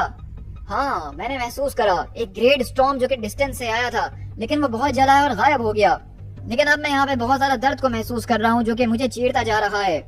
हाँ, तुम ठीक कह रहे हो थॉर, अब हमें यहाँ से आगे से काफी केयरफुली बढ़ना पड़ेगा, लगता है कि हमारा शिकार करीब है। और अगले पल हम देखते हैं कि जब वो अपने शिप को लेके यहाँ से आगे बढ़ते हैं तो वो देखते हैं कि इस पूरे के पूरे स्पेस के अंदर यहाँ पे बहुत ज्यादा गॉड जो हैं, उनके हाथ पांव कटे हुए हैं और उनको यहाँ पे स्टार शार्स जो कि स्पेस के अंदर घूमती हैं, उनके फ्लैशेस को खा रही हैं। तो वहीं से ऑल फादर थॉर बोलता है कि अपने हैमर को फौरन से उठाओ बच्चे, मैं यहाँ पे कुछ सेंस कर रहा हूँ, कोई चीज हमारी तरफ काफी करीब है और वो काफी जानी पहचानी भी लगती है। और इसी तरह हम देखते हैं कि वहाँ पे एक आदमी उनके जहाज पे आके टकराता है और वो सीधा इनके जहाज के ऊपर चढ़ता है और अगले पल वो अपने हाथ में एक स्टार शार्क को लेकर आता है, जिसके जरिए वो यहाँ पे प्रेजेंट थॉर के ऊपर अटैक करके उसको जोर से मारता है। लेकिन वहीं से किंग थॉर उसकी शार्क को पकड़कर बोलते कि बस अब बहुत हो गया है। तो थॉर उठता और कहता है कि आखिरकार ये क्या हुआ है अभी भी। तो कहता है कि वेल तुम्हारे मुंह पे एक शार्क से अटैक किया गया है। हाँ वो तो मुझे लग ही रहा था, लेकिन मैं ये पूछना चाह रहा हूँ कि आखिरकार वो बास्टर्ड फूल कौन है जिसने ये हिम्मत करी है हमें मारने की। तो वहीं से किंग थॉर बोलता है आई एम अफ्रेड कि वो हम में से सबसे ज्यादा फूलेस्ट है, क्योंकि हम देखते हैं कि ये दरअसल कोई और नहीं बल्कि वही यंग थॉर है। और थॉर बोलता है कि क्या ये, हाँ हाँ हाँ लगता है कि आज हमारी किस्मत अच्छी है, ये तो एक और मैं हूँ। तो वहीं से यंग थॉर बोलता है आखिरकार बुड्ढे बास्टर्ड तुम हो कौन और तुम यहाँ पे कर क्या रहे हो? अगर तुम लोग यहाँ पे स्लेव ट्रेडर्स हो और मुझे वापसी ले जाने के लिए आए हो तो मैं इतनी आसानी से नहीं जाने वाला हूँ। जरा एक मिनट फादर, क्या ये आप हैं? अबे यार बॉर्स बोन, अब ये सारा का सारा ड्रामा कब खत्म होगा? क्या हर बार मुझे एक्सप्लेन करना पड़ेगा कि मैं कौन हूँ? कुछ देर के बाद जहाँ पे हम देखते हैं कि यंग थॉर भी बेसिकली अब इनके पूरे के पूरे जहाज का हिस्सा बन चुका है और अपने आप को गेरअप करता और कपड़े वगैरह पहनता है। और वहीं से थॉर आके पूछता है क्या तुम इस बारे में श्योर हो? अभी अभी तुम गौर की उस स्लेव वर्ल्ड से निकलकर बाहर आए हो और अब वापसी जाने की बातें कर रहे हो। देखो अगर तुम दोनों जाने के लिए तैयार हो और उसको मुकाबला देने वाले हो तो मैं यहाँ पे हाथ रख के नहीं बैठने वाला हूँ। और ये ब्लास्टेड टाइम ट्रेवल, मुझे तो इस बारे में कभी कुछ पता नहीं था कि ऐसा भी हो सकता है। चलो बहुत अच्छी बात है लड़के, अगर तुमने अपना दिमाग बना ही लिया है तो अपने आप को आम कर लो ताकि हम जल्द से जल्द आगे बढ़ सकें। और वहीं से यंग थॉर को हम देखते हैं कि वहाँ पे जो म्योनिया रखा हुआ होता है वो उसको उठाने की कोशिश करता है, लेकिन थॉर वहाँ से आके उसको लेता और कहता है मैं तुम्हारा ऊपर इंतजार कर रहा हूँ और ज्यादा यहाँ वहाँ जाने की जरूरत नहीं है, क्योंकि मैं जानता हूँ कि तुम्हें इसका बहुत शौक है। और इसी तरह हम देखते हैं कि किंग थॉर और थॉर वहाँ से पूछते हैं क्या ये वही वर्ल्ड है जिसको तुमने अभी भी ब्लास्ट करके वहाँ से बाहर आए हो यंग थॉर? हाँ ये वही है। और जिस बॉम्ब की तुम बात कर रहे थे क्या तुमने उसको डिस्ट्रॉय कर दिया है? तो कहता है हाँ द गॉड बॉम्ब, मेरे ख्याल से मैंने उसको डिस्ट्रॉय कर दिया है। लेकिन जरा एक मिनट, ये हो क्या रहा है? ये बॉम्ब तो बिल्कुल वैसा का वैसा ही, इसके ऊपर एक स्क्रैच तक नहीं आया है, जबकि मैंने इसके ऊपर इतना बड़ा एक धमाका किया था। तो वहीं से हम देखते हैं कि बेसिकली वो जो पूरा का पूरा गॉड बॉम्ब था, इतने बड़े धमाके के बाद और यंग थॉर की मेहनत के बावजूद भी वो टस से मस नहीं हुआ। और वहीं से किंग थॉर बोलते हैं चलो फिर तो मैं इस बात की उम्मीद करता हूँ कि अगर तुम बॉम्ब डिसमेंटलर नहीं हो तो slayer of the God butcher तो जरूर होगे। और इसी तरह यंग थॉर चिल्लाता है कि गॉड अपने उस पूरे के पूरे किले से निकलकर बाहर आओ, you bloodless bastard. The gods of thunder जो है तुम्हारे लिए आ चुके हैं और वो तुमसे कुछ बात करना चाहते हैं। लेकिन वहीं से प्रेजेंट थॉर बोलता है कि नहीं नहीं नहीं, हमारी बातचीत का वक्त अब गुजर चुका है, अब बात करेंगे तो सिर्फ हमारे हैमर्स करेंगे। और इसी तरह हम देखते हैं कि यहाँ पे बेसिकली अब तीनों के तीनों थॉर, जहाँ पे हमारे पास वाइकिंग एज का थॉर, प्रेजेंट डे थॉर और किंग थॉर जो कि फ्यूचर से है, वो तीनों के तीनों अब एक साथ जमा हो चुके हैं और वो गॉड से मुकाबला करने के लिए एक साथ उसकी दुनिया के ऊपर आ रहे हैं। The far future, the black world of Gore. गौर, क्या तुम मुझे सोते में फिर से देख रहे हो? आओ मेरी तरफ डियर, आई प्रॉमिस कि मैं तुम्हें इससे बेहतर व्यू दिखा सकती हूँ बहुत जल्द। लेकिन मुझे माफ करना कि मैंने तुम्हें इस तरह से जगा दिया है। लेकिन क्या बाहर सब कुछ ठीक है? क्योंकि मैं जब सो रही थी तो मैंने सोते में एक आवाज सुनी थी जो कि एक तरह का थंडर की आवाज थी। हाँ वो वहाँ पे से कुछ गॉड जो है वो गॉड्स बनने की कोशिश कर रहे थे। घबराने वाली कोई बात नहीं है, सब कुछ बिल्कुल वैसा ही चल रहा है जैसा हमने प्लान किया था। इसका मतलब तुम्हारा बॉम्ब वो ऑलमोस्ट फिनिश हो चुका है ना? हाँ ऑलमोस्ट वो फिनिश हो चुका है। और जब ये सब कुछ एक बार हो जाएगा, एक बार जब हम सारे के सारे गॉड्स को फाइनली मार देंगे तो उसके बाद हम आजाद हो जाएंगे ना। तुम आजाद हो जाओगे, क्या मैंने ठीक कहा? हाँ हम सभी आजाद हो जाएंगे। सच कहूँ तो इस दिन का ख्वाब मैं बहुत दिन से देखते हुए आ रही हूँ माय लव। लेकिन मुझे बताइए इस बात को कि आखिरकार हम इसके बारे में बात क्यों नहीं करते हैं कि इसके बाद क्या होगा? इसके बाद तुम जानती हो कि क्या होगा। हाँ मैं जानती हूँ, लेकिन मैं चाहती हूँ कि आप मुझे अपने मुंह से बताइए।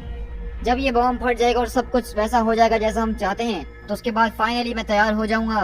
किस लिए आप तैयार हो जाएंगे माय लव? आप चुप क्यों हो गए हैं? प्लीज आप मुझसे ये मत कहिएगा कि आप मरने के लिए तैयार हैं। नहीं नहीं नहीं, मैं जीने के लिए तैयार हूँ। और आखिरकार ये क्या चीज है?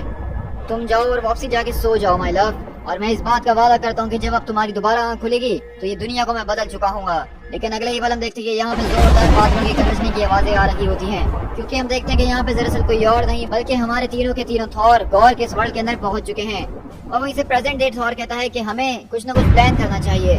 तो वहीं से किंग थॉर बोलता है कि तुम लोग मेरी लीड को फॉलो करोगे, तुम दोनों ही, और इस बात की कोशिश करना कि अपनी जान ना गवा बैठो, यही हमारा प्लान है।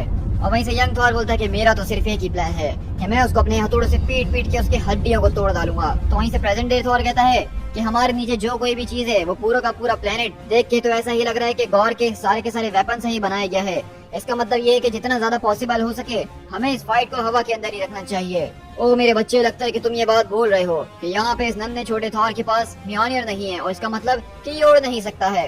ओ ओल्ड मैन, आप मेरी फिक्र ना ही करे तो ज्यादा बेहतर होगा, क्योंकि हम तीनों में से सिर्फ मैं ही हूँ जिसने 2 बार जो है उस बास्टर्ड को हराया है। हाँ, तुम ठीक कह रहे हो कि तुमने उसको हराया तो है, लेकिन तुम वो थॉर भी हो जो कि उसके हाथों 2 बार कैप्चर भी हुआ था। तो इसलिए अपनी एफर्ट्स को संभाल के रखो और ज्यादा रेकलेस होने की जरूरत नहीं है। हमें सोच समझ के। लेकिन हम देखते हैं कि जब उनकी बातें यहाँ पे चली रही होती हैं तो वहीं पे गौर उड़ता हुआ उनकी तरफ आता और कहता है, तो आ गए तुम लोग, लेकिन तुम लोगों को अपने साथ और थॉर्स को लाना चाहिए था। तो वहीं से यंग थॉर फौरन जज्बात में आके जहाज से कूदता और कहता है, बस अब बहुत हो चुका है, लगता है कि तुम्हारी बूढ़ी हड्डियां भूल गई हैं कि एक गॉड होना क्या होता है, और हम कोई आम नहीं बल्कि गॉड ऑफ द वाइकिंग्स हैं। तो आओ मैं तुम्हें दिखाता हूँ कि कैसे मुकाबला करते हैं। हाँ, तुम बच्चे कभी कभार भूल जाते हो कि मैं अब एक राजा बन चुका हूँ जिसके बारे में तुम लोग को अभी बहुत कुछ सीखना है, और मैं तो एक ऐसा राजा हूँ जो कि फेल हो चुका है for the glory of Asgard. और वहीं से यंग थॉर बोलता है कि म्योनियर, मेरे पुराने दोस्त, आज हमें शक्ति देना।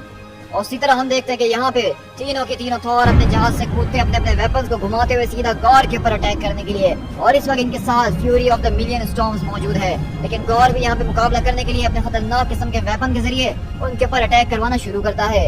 ये खतरनाक किस्म की फाइट ऐसी थी जिसके जरिए पूरे के पूरे आसमान के अंदर सिर्फ लाइटनिंग और ब्लैक गॉर ही फैल चुका था।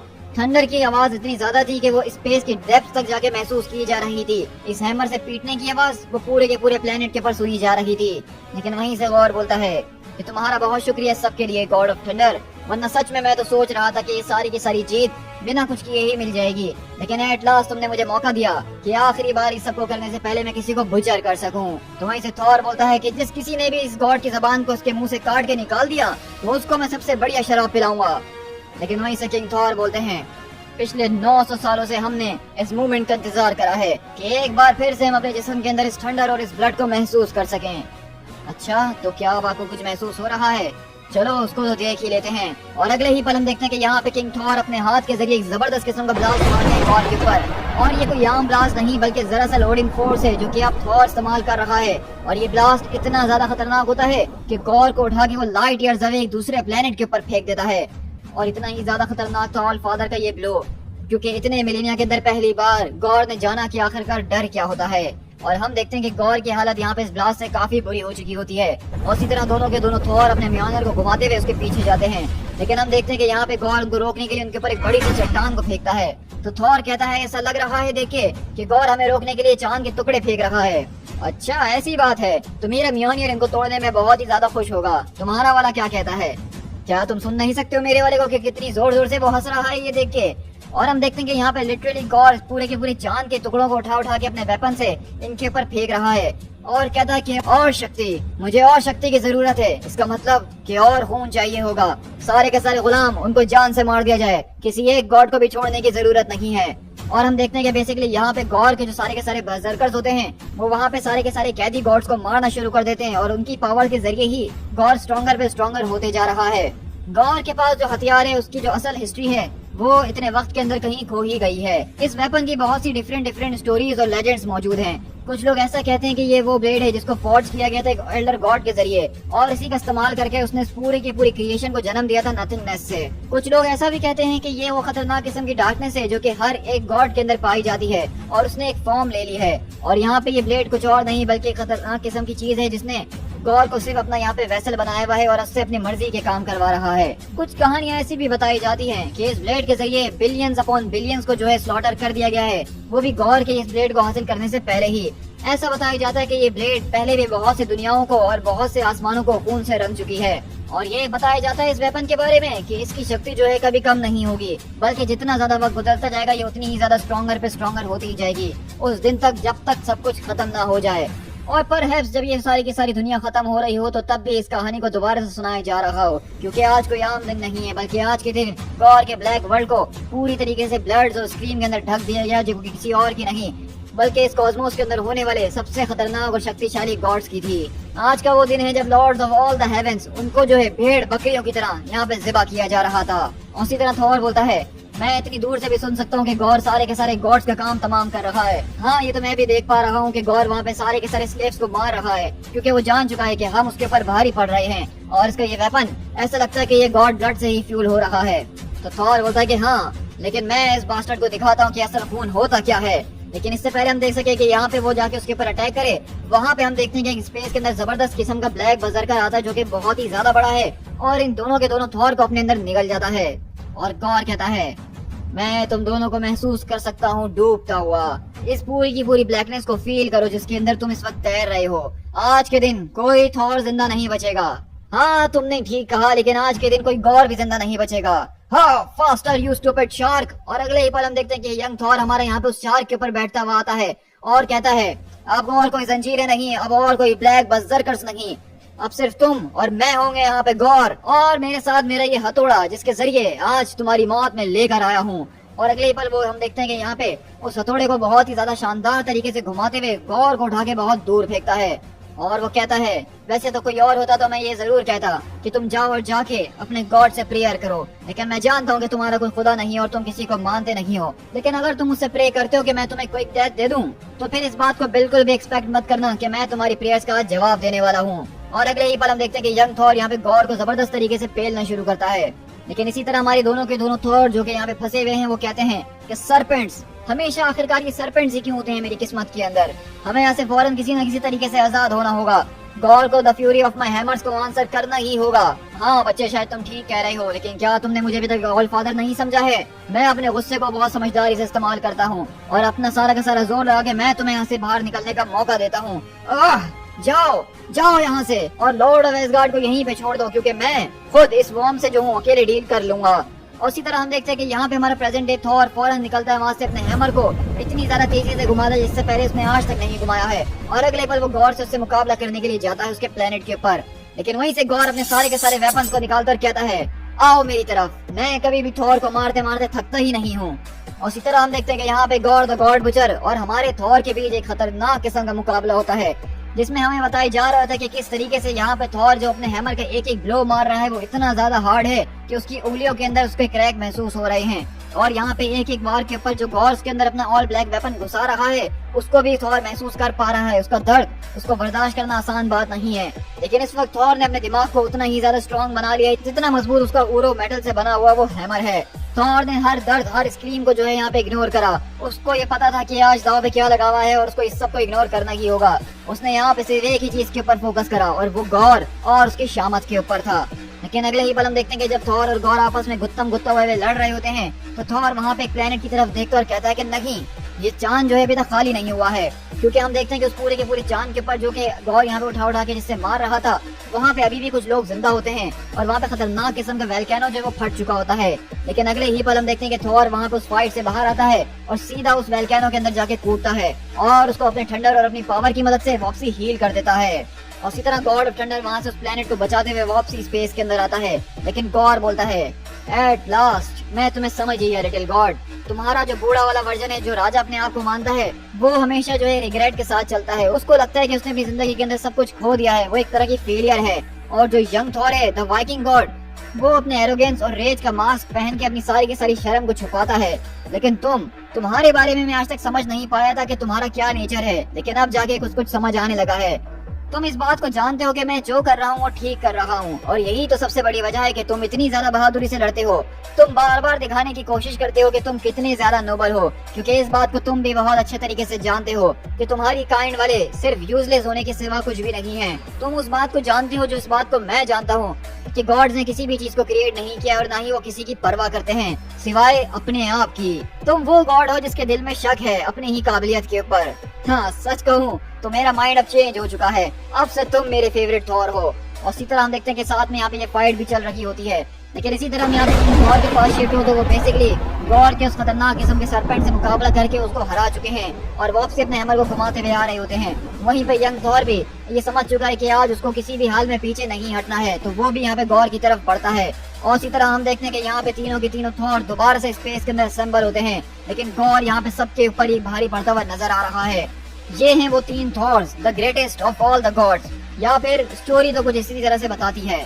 और इसी तरह अगले पल हम देखते हैं कि वहाँ पे तीनों के तीनों थॉर और उसके सामने गॉड अकेला ही खड़ा होता है। लेकिन वहीं से किंग थॉर दोबारा से अपनी ओडिन फोर्स का इस्तेमाल करते हुए गॉर के ऊपर अटैक करते हैं और गॉर उसको रोकने की और सहने की कोशिश कर रहा होता है। तो यंग थॉर बोलता है, क्या तुम मुझे ये बताने की कोशिश कर रहे हो कि किसी दिन मैं भी ये कर पाऊंगा? तो वहीं से प्रेजेंट डे थॉर बोलता है, हमें उनके पीछे जाना होगा, हमें उनको सूरज के अंदर धकेलना होगा। और इसी तरह हम देखते हैं कि यहाँ पे ओडिन फोर्स के जरिए यहाँ पे गॉर अब कमजोर हो चुका है और इसी मौके का फायदा उठाते हुए वहाँ पे बाकी के जो दोनों थॉर हैं वो गॉर को लेता हुआ सीधा इस सूरज के अंदर उसको धकेलने की कोशिश कर रहे होते हैं। और हम देखते हैं कि किस तरीके से जब ये बैटल चल रही होती है तो इसको महसूस हर एक हिस्से के अंदर किया जा रहा है इस यूनिवर्स के अंदर, किस तरीके से ये सूरज जो है वो आहिस्ता आहिस्ता काले पे काला होता जा रहा है। लेकिन अगर हम बात करें वर्ल्ड ऑफ गॉर की तो वहाँ पे एक ठंडर सुनाई दिया गया और उस ठंडर के बाद वहाँ पे बारिश होना शुरू हो गई। वो बारिश कोई आम बारिश नहीं बल्कि खून की बारिश थी, गॉड ब्लड। और उस बारिश के साथ अचानक वहाँ पे आसमान से हथौड़े गिरना शुरू हुए और उन हथौड़ों के साथ थॉर गिरना शुरू हुए और उनके साथ उनका डिस्पेयर।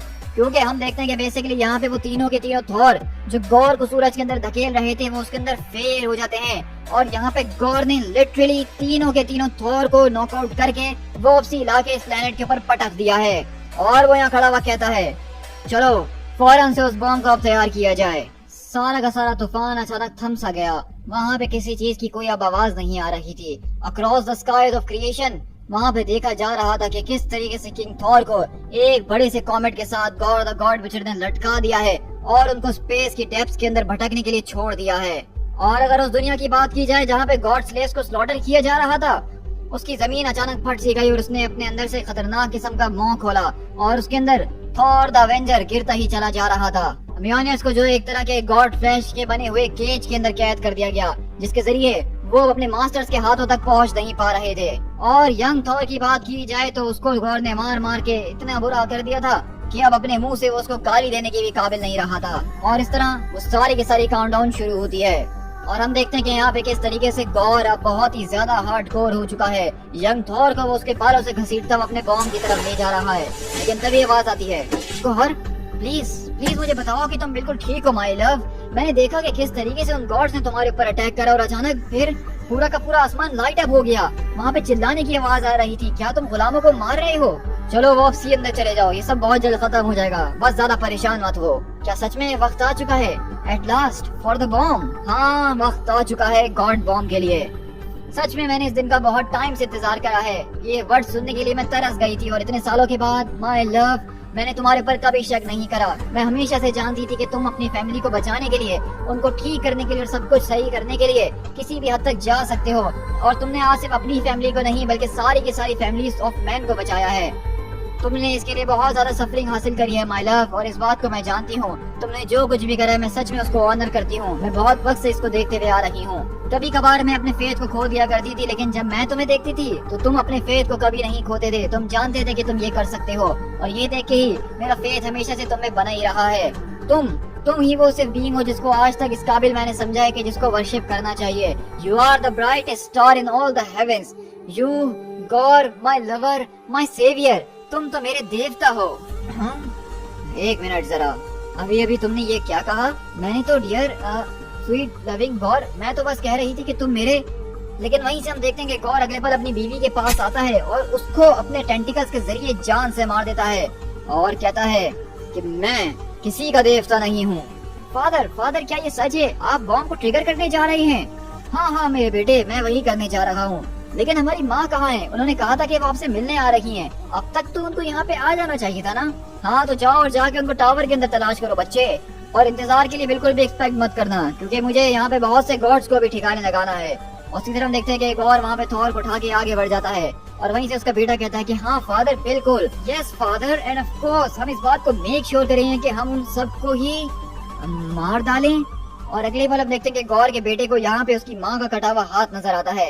लेकिन इसी तरह हम शिफ्ट होते हैं सारे के सारे हेमस म्योनियर्स के पास, जहाँ पे उनको इस वक्त इस पूरे के पूरे गॉड फ्लैश के अंदर कैद कर दिया गया है, जहाँ पे सारे के सारे गॉड्स की मदद से एक पिंजरा बनाया गया है। और हम देखते हैं कि इस पिंजरे के ऊपर कोई और नहीं बल्कि थॉर की ग्रैंड डॉटर्स भी मौजूद हैं, जिसमें से एली कहती है कि काश अगर मैं इस हैमर तक पहुंच जाऊं, सिर्फ एक डैम हैमर मेरे हाथ लग जाए। तुम एग्जैक्टली इस हैमर को उठा के करी क्या लोगी फ्रिग? तुम्हें क्या लगता है कि तुम सारे के सारे थॉर से बेहतर हो? हाँ, खाली हाथ मरने से अच्छा तो कम से कम यही है ना कि मेरे एक हाथ में हैमर हो और उसके साथ में मरू लड़ते हुए। मेरे ख्याल से तुम दोनों को अपनी एनर्जीज को बचा के रखना चाहिए। एनर्जी को बचा के रखना चाहिए। गॉर इस पूरी की पूरी दुनिया को जो है गॉड्स के खून से रंग रहा है। हजारों को वो ऑलरेडी मार चुका है, करोड़ों को मारने की वो तैयारी कर चुका है। ये गॉड बॉम्ब एक्सप्लोड होगा और हम सबका एग्जिस्टेंस ही मिटा दिया जाएगा। तो क्या तुम मुझे बताओगे डियर सिस्टर एथली कि मैं अपनी एनर्जी को आखिरकार बचाऊं तो किस चीज के लिए? तो वहीं से वो कहती है कि तुम अपनी एनर्जी को बचाओ ताकि जब ये सब कुछ हो रहा हो तो तुम अपनी जबान को अपने मुंह से काट सको और उसको निकल के अपनी आप को जान से मार डालो, क्योंकि चाहे कुछ भी हो जाए मैं गौर को तो ये सेटिस्फेक्शन हासिल करने कभी नहीं दूंगी कि उसने हमें मारा है। तो वहीं से वो कहती है कि नहीं नहीं, इससे बेहतर यही है कि मैं इस डैम हैमर तक पहुंच जाऊं। तो वो कहती है कि हाँ, हम सब यही चाहते कि ये हैमर हमारे हाथ में आ जाए फ्रिक, लेकिन आखिरकार इस हैमर से हम कर ही क्या लेंगे, एक बॉम्ब का। और इसी तरह हम देखते हैं कि यहाँ पे गौर अपने थॉर को घसीटते हुए लेके जा रहा होता है, कहता है जरा इसकी तरफ देखो, कितना खूबसूरत है ना ये। इसको डिजाइन किया था एक गॉड ने जिसका नाम शेड्रैक था, जो कि diamond moons of the Ogohogo से था, the god of the bombs and fireballs. वो गॉड जो था स्पेस के अंदर बॉम्ब्स बना के छोड़ा करता था और उसके दोस्त सितारों को फटता हुआ देख के काफी खुश हुआ करते थे। लेकिन एक आफ्टरनून जब मैंने उसके प्लेनेट को तलाश करा और उसके दोस्तों को उसकी आंखों के सामने एक्सप्लोड करना शुरू करा, तो उसने मुझसे भीख मांगी कि वो ये चीज मेरे लिए बनाएगा। इसको बनाने में मुझे 900 साल का वक्त लग गया और एक पूरी की पूरी गॉड स्लेव्स की आर्मी, ताकि मैं शेड्रैक को डिजाइन को सही तरीके से बना सकूं। इस पूरे के पूरे बॉम्ब की जो बुनियाद रखी है वो एक एल्डर गॉड के दिल के ऊपर रखी गई है और इसको इन्फ्यूज किया गया है with the chronomancy of the lord of the Chronox, जिसके जरिए जब इसको एक बार ट्रिगर किया जाएगा तो सिर्फ इस बॉम्ब के जरिए जब धमाका होगा तो उसके जरिए हर एक गॉड को मार दिया जाएगा। हर एक गॉड जो कि आज तक कभी जिया था, जी रहा है या आगे जिएगा भी। तो बेसिकली गॉड का जो ये गॉड बॉम्ब है, इसको बनाया इस तरीके से गया है कि ये यहाँ पे सिर्फ एक बड़ा सा धमाका करके इन गॉड्स को नहीं मारेगा, बल्कि जब ये धमाका होगा तो ये स्पेस एंड टाइम के अंदर होगा, जिसके जरिए इस यूनिवर्स के अंदर होने वाले सारे के सारे गॉड्स जो कि जिंदा हैं, जो कि आगे जाके जिंदा होंगे, उन सबको भी मार दिया जाएगा। मतलब लिटरली इस यूनिवर्स के अंदर से गॉड्स का नामो निशान खत्म हो जाएगा। और अगले बार हम देखते हैं कि गॉर वहाँ पे थॉर के चेहरे को इस बॉम्ब के ऊपर मार के उसका खून निकालता और कहता है सिर्फ कुछ और कतरे मुझे चाहिए होंगे इस पूल ऑफ फॉरएवर को भरने के लिए, उसके बाद ये बॉम्ब बिल्कुल तैयार हो जाएगा। Bleed for me god of thunder, bleed for my blessed bomb. Oh no, मुझे तो ऐसा लगता है कि मुझे इस बॉम्ब को अभी कंप्लीट करने के लिए तुम्हारे जिस्म के और खून निकालना पड़ेगा। Meanwhile miles below. और हम देखते हैं कि प्रेजेंट डे थॉर हमारा इस पूरे की पूरी जमीन के नीचे अपने आप को बचाने की कोशिश कर रहा है लावा में गिरने से, और वहीं से आवाज आती है कि तुम कभी भी वक्त रहते यहाँ से निकल नहीं पाओगे। गौर अपने बॉम्ब को ट्रिगर करने के लिए आगे बढ़ चुका है और हम सिर्फ यहाँ पे बातें ही कर रहे हैं। तुम मर जाओगे इससे पहले कि तुम सरफेस पे पहुंच सको, और इस बात को जान लो कि अगर वो बॉम्ब फटा तो हर एक वो गॉड जिसको तुम जानते हो वो सब खत्म हो जाएंगे। चले जाओ लड़के यहाँ से, जो कुछ भी अब आगे होगा तुम्हें यहाँ पे रहने की कोई जरूरत नहीं है। मैं यहाँ से नहीं जा सकता हूँ क्योंकि मैं वो हूँ जो कि मेरे फादर ने मुझे बनाया है। लेकिन यहाँ पे सवाल ये है कि मेरे फादर आखिरकार चीज क्या है?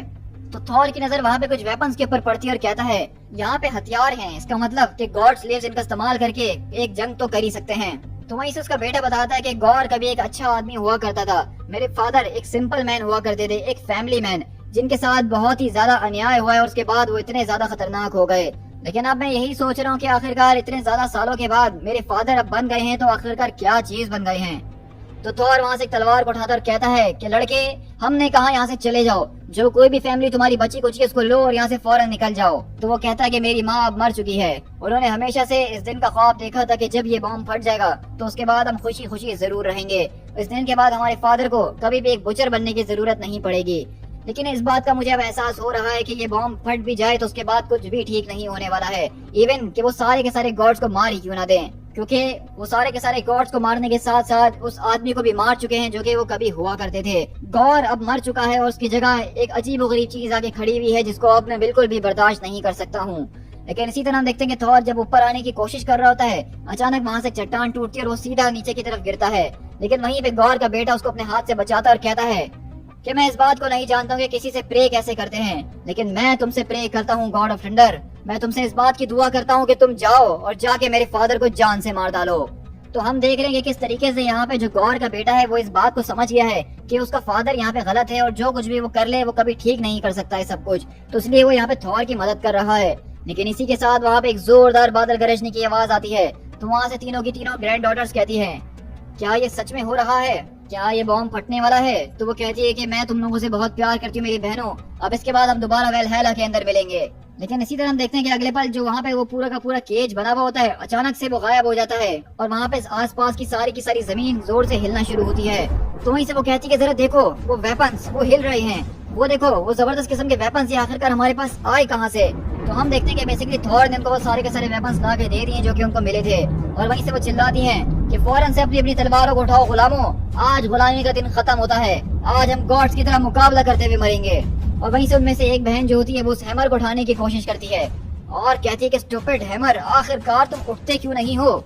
लेकिन अगले ही पल हम देखते हैं कि वहाँ पे वो दोनों के दोनों हैमर्स उड़ते हुए सीधा आसमान की तरफ जाते हैं। और इसी तरह हम देखते हैं कि यहाँ पे गॉर बेसिकली यंग थॉर को पकड़ के उसको टॉर्चर कर रहा है, उसके जिस्म का एक एक खून का कतरा निकाल रहा है और कहता है कि तुम्हारे दिल के साथ थॉर ऑफ एसगार्ड मैं इस होली मशीन को बैप्टाइज करूंगा।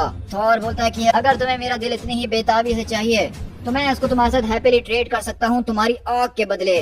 और अगले ही पल हम देखते हैं कि यंग थॉर यहाँ पे उठता है और गौर का मुंह पकड़ के उसकी आंख अपने मुंह से निकाल के चबा जाता है। और ये देख के गौर हम देखते हैं कि थॉर को उठा के इस बॉम्ब से बाहर फेंककर जोर से चिल्लाता हुआ और वो कहता है कि ये तुमने हरकत जो करी थी ये तुम्हारी आखिरी हरकत थी गॉड, अब बहुत ज्यादा देर हो चुकी है, अब मैं किसी को नहीं छोड़ूंगा। तो वहीं से थॉर बोलता है ये तो तुम्हारी सिर्फ एक आंख थी, दूसरी आंख का भी मैंने तुमसे वादा किया था जो कि मैं लेके रहूंगा यानबोन। और हम देखते हैं कि वहीं पे यंग थॉर की नजर पूरे के पूरे बैटल के अंदर पड़ती है जहाँ पे यानबोन उसको नजर आता है। तो वो कहती है कि जाओ और जाके अपना एक्स लो, ये मेरा है। तो वो कहता है कि मुझे माफ करना लड़की, लेकिन इस एक्स और मेरे बीच अभी भी अनफिनिश्ड बिजनेस बाकी है। आखिरकार तुम किस तरीके के थॉर हो जिसके पास अपना हैमर नहीं है? अच्छा ऐसी बात है, तो मैं उस तरह का थॉर हूँ जो कि ये कर सकता है। और अगले पल वो यहाँ पे गौर के सारे बजरगर्स को फेलना शुरू करता है और वहीं पे हम देखते हैं कि यहाँ पे नीचे की जो जमीन होती है उसके अंदर क्रैक्स आना शुरू होते हैं और इसी तरह जमीन दोबारा से कांपना शुरू होती है, उसके अंदर क्रैक्स आते हैं क्योंकि हम देखते हैं कि यहाँ पे जो हमारा थॉर जिसको जमीन के अंदर कैद कर दिया गया था वो अपने हैमर की मदद से दौड़ता उसको बाहर आता है। और वहीं अगर हम ऊपर आसमान की तरफ देखें तो वहाँ पे किंग थॉर जिसको स्पेस के अंदर गौर ने फेंक दिया था वो वापसी स्पेस से अपने हैमर को लेते हुए आ रहा है और सब एकदम चिल्लाते और कहते हैं कि जरा वो देखो वो है असल थॉर।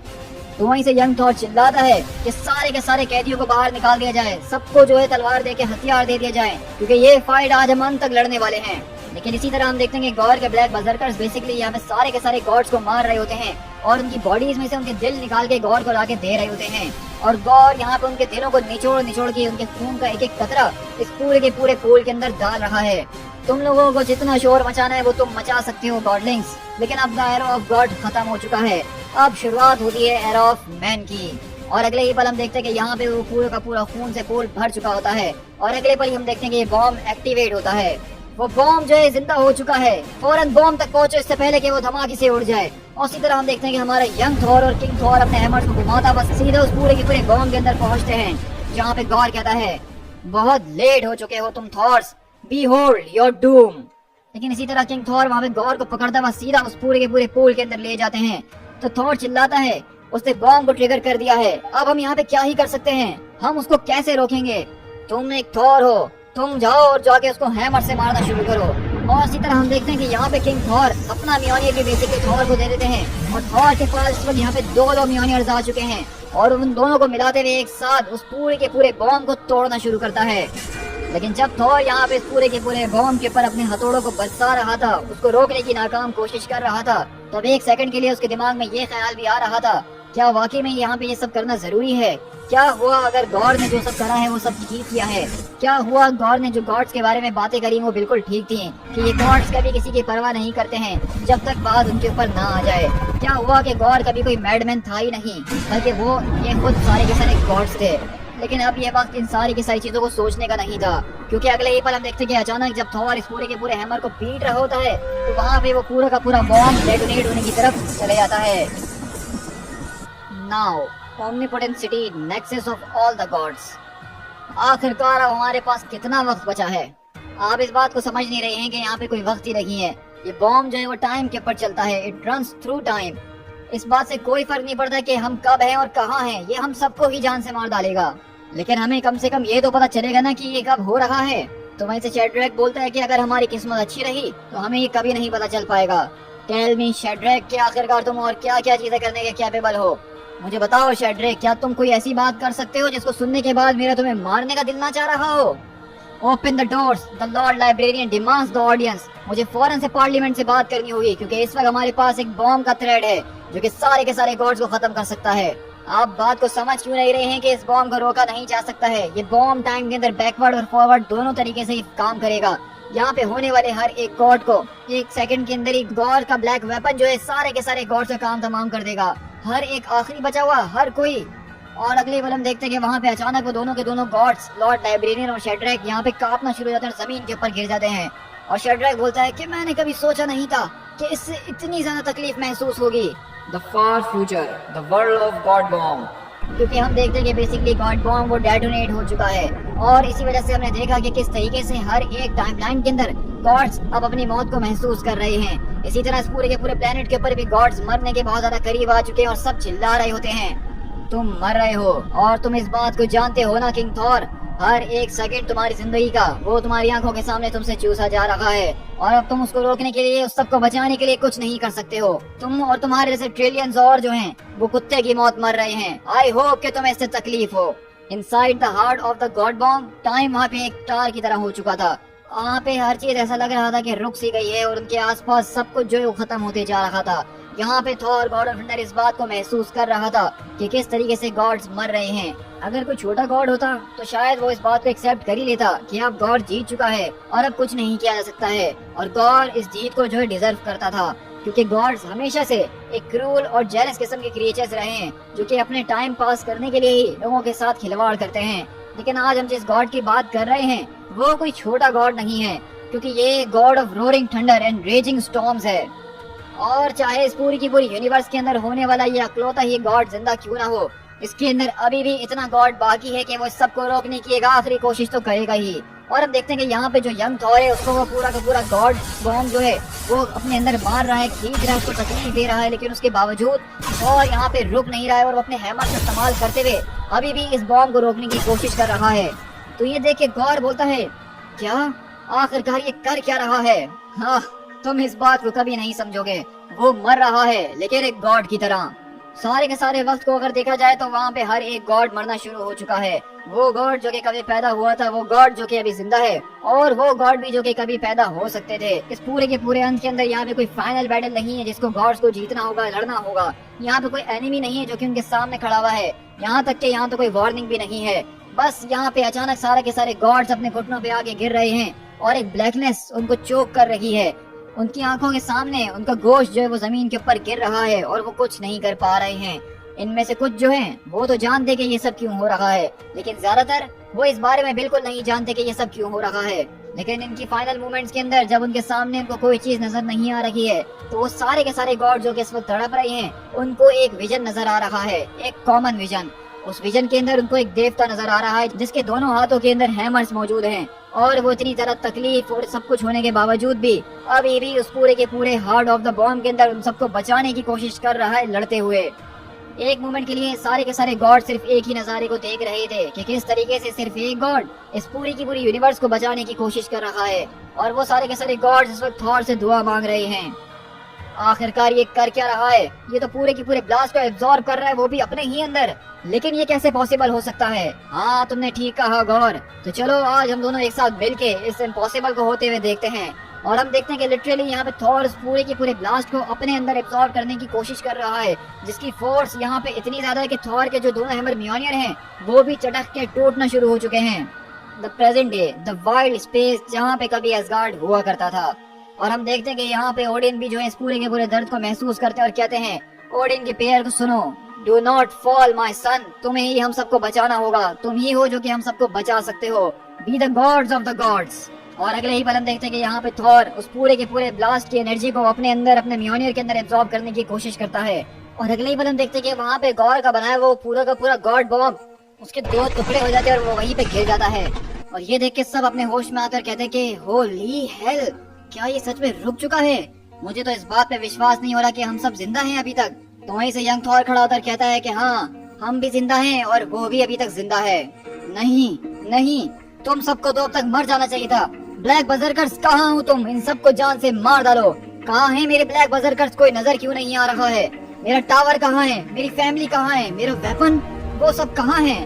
और हम देखते हैं कि बेसिकली गौर यहाँ पे आके गिर चुका है किंग थॉर के साथ, और वो अब बहुत ही बुरी हालत में, और उसका वेपन भी उसके पास मौजूद नहीं है। लेकिन अगले पल जब वो सामने देखता है तो वहाँ हम शेडो के अंदर देखते हैं कि दरअसल गौर का जो वेपन है वो अब किसी और के पास नहीं बल्कि थॉर के पास आ चुका है, और इस वक्त वो दोनों के दोनों हैमर्स को अपने पास फीड किया हुआ है। ये वेपन अब से तुम्हारा नहीं है, ये वेपन तुम्हारे ऊपर हंस रहा है गौर। इसका नाम the all black necro sword है, the slicer of words, the inhaila blade. और इसको बनाया गया था ताकि इसको एक गॉड फील कर सके। लेकिन एक चीज के बारे में तुम बिल्कुल ठीक थे, नहीं ये मुझे वापसी करो, ये मेरा है। कि इसको जो है गॉड्स को मारने के लिए भी बनाया गया है।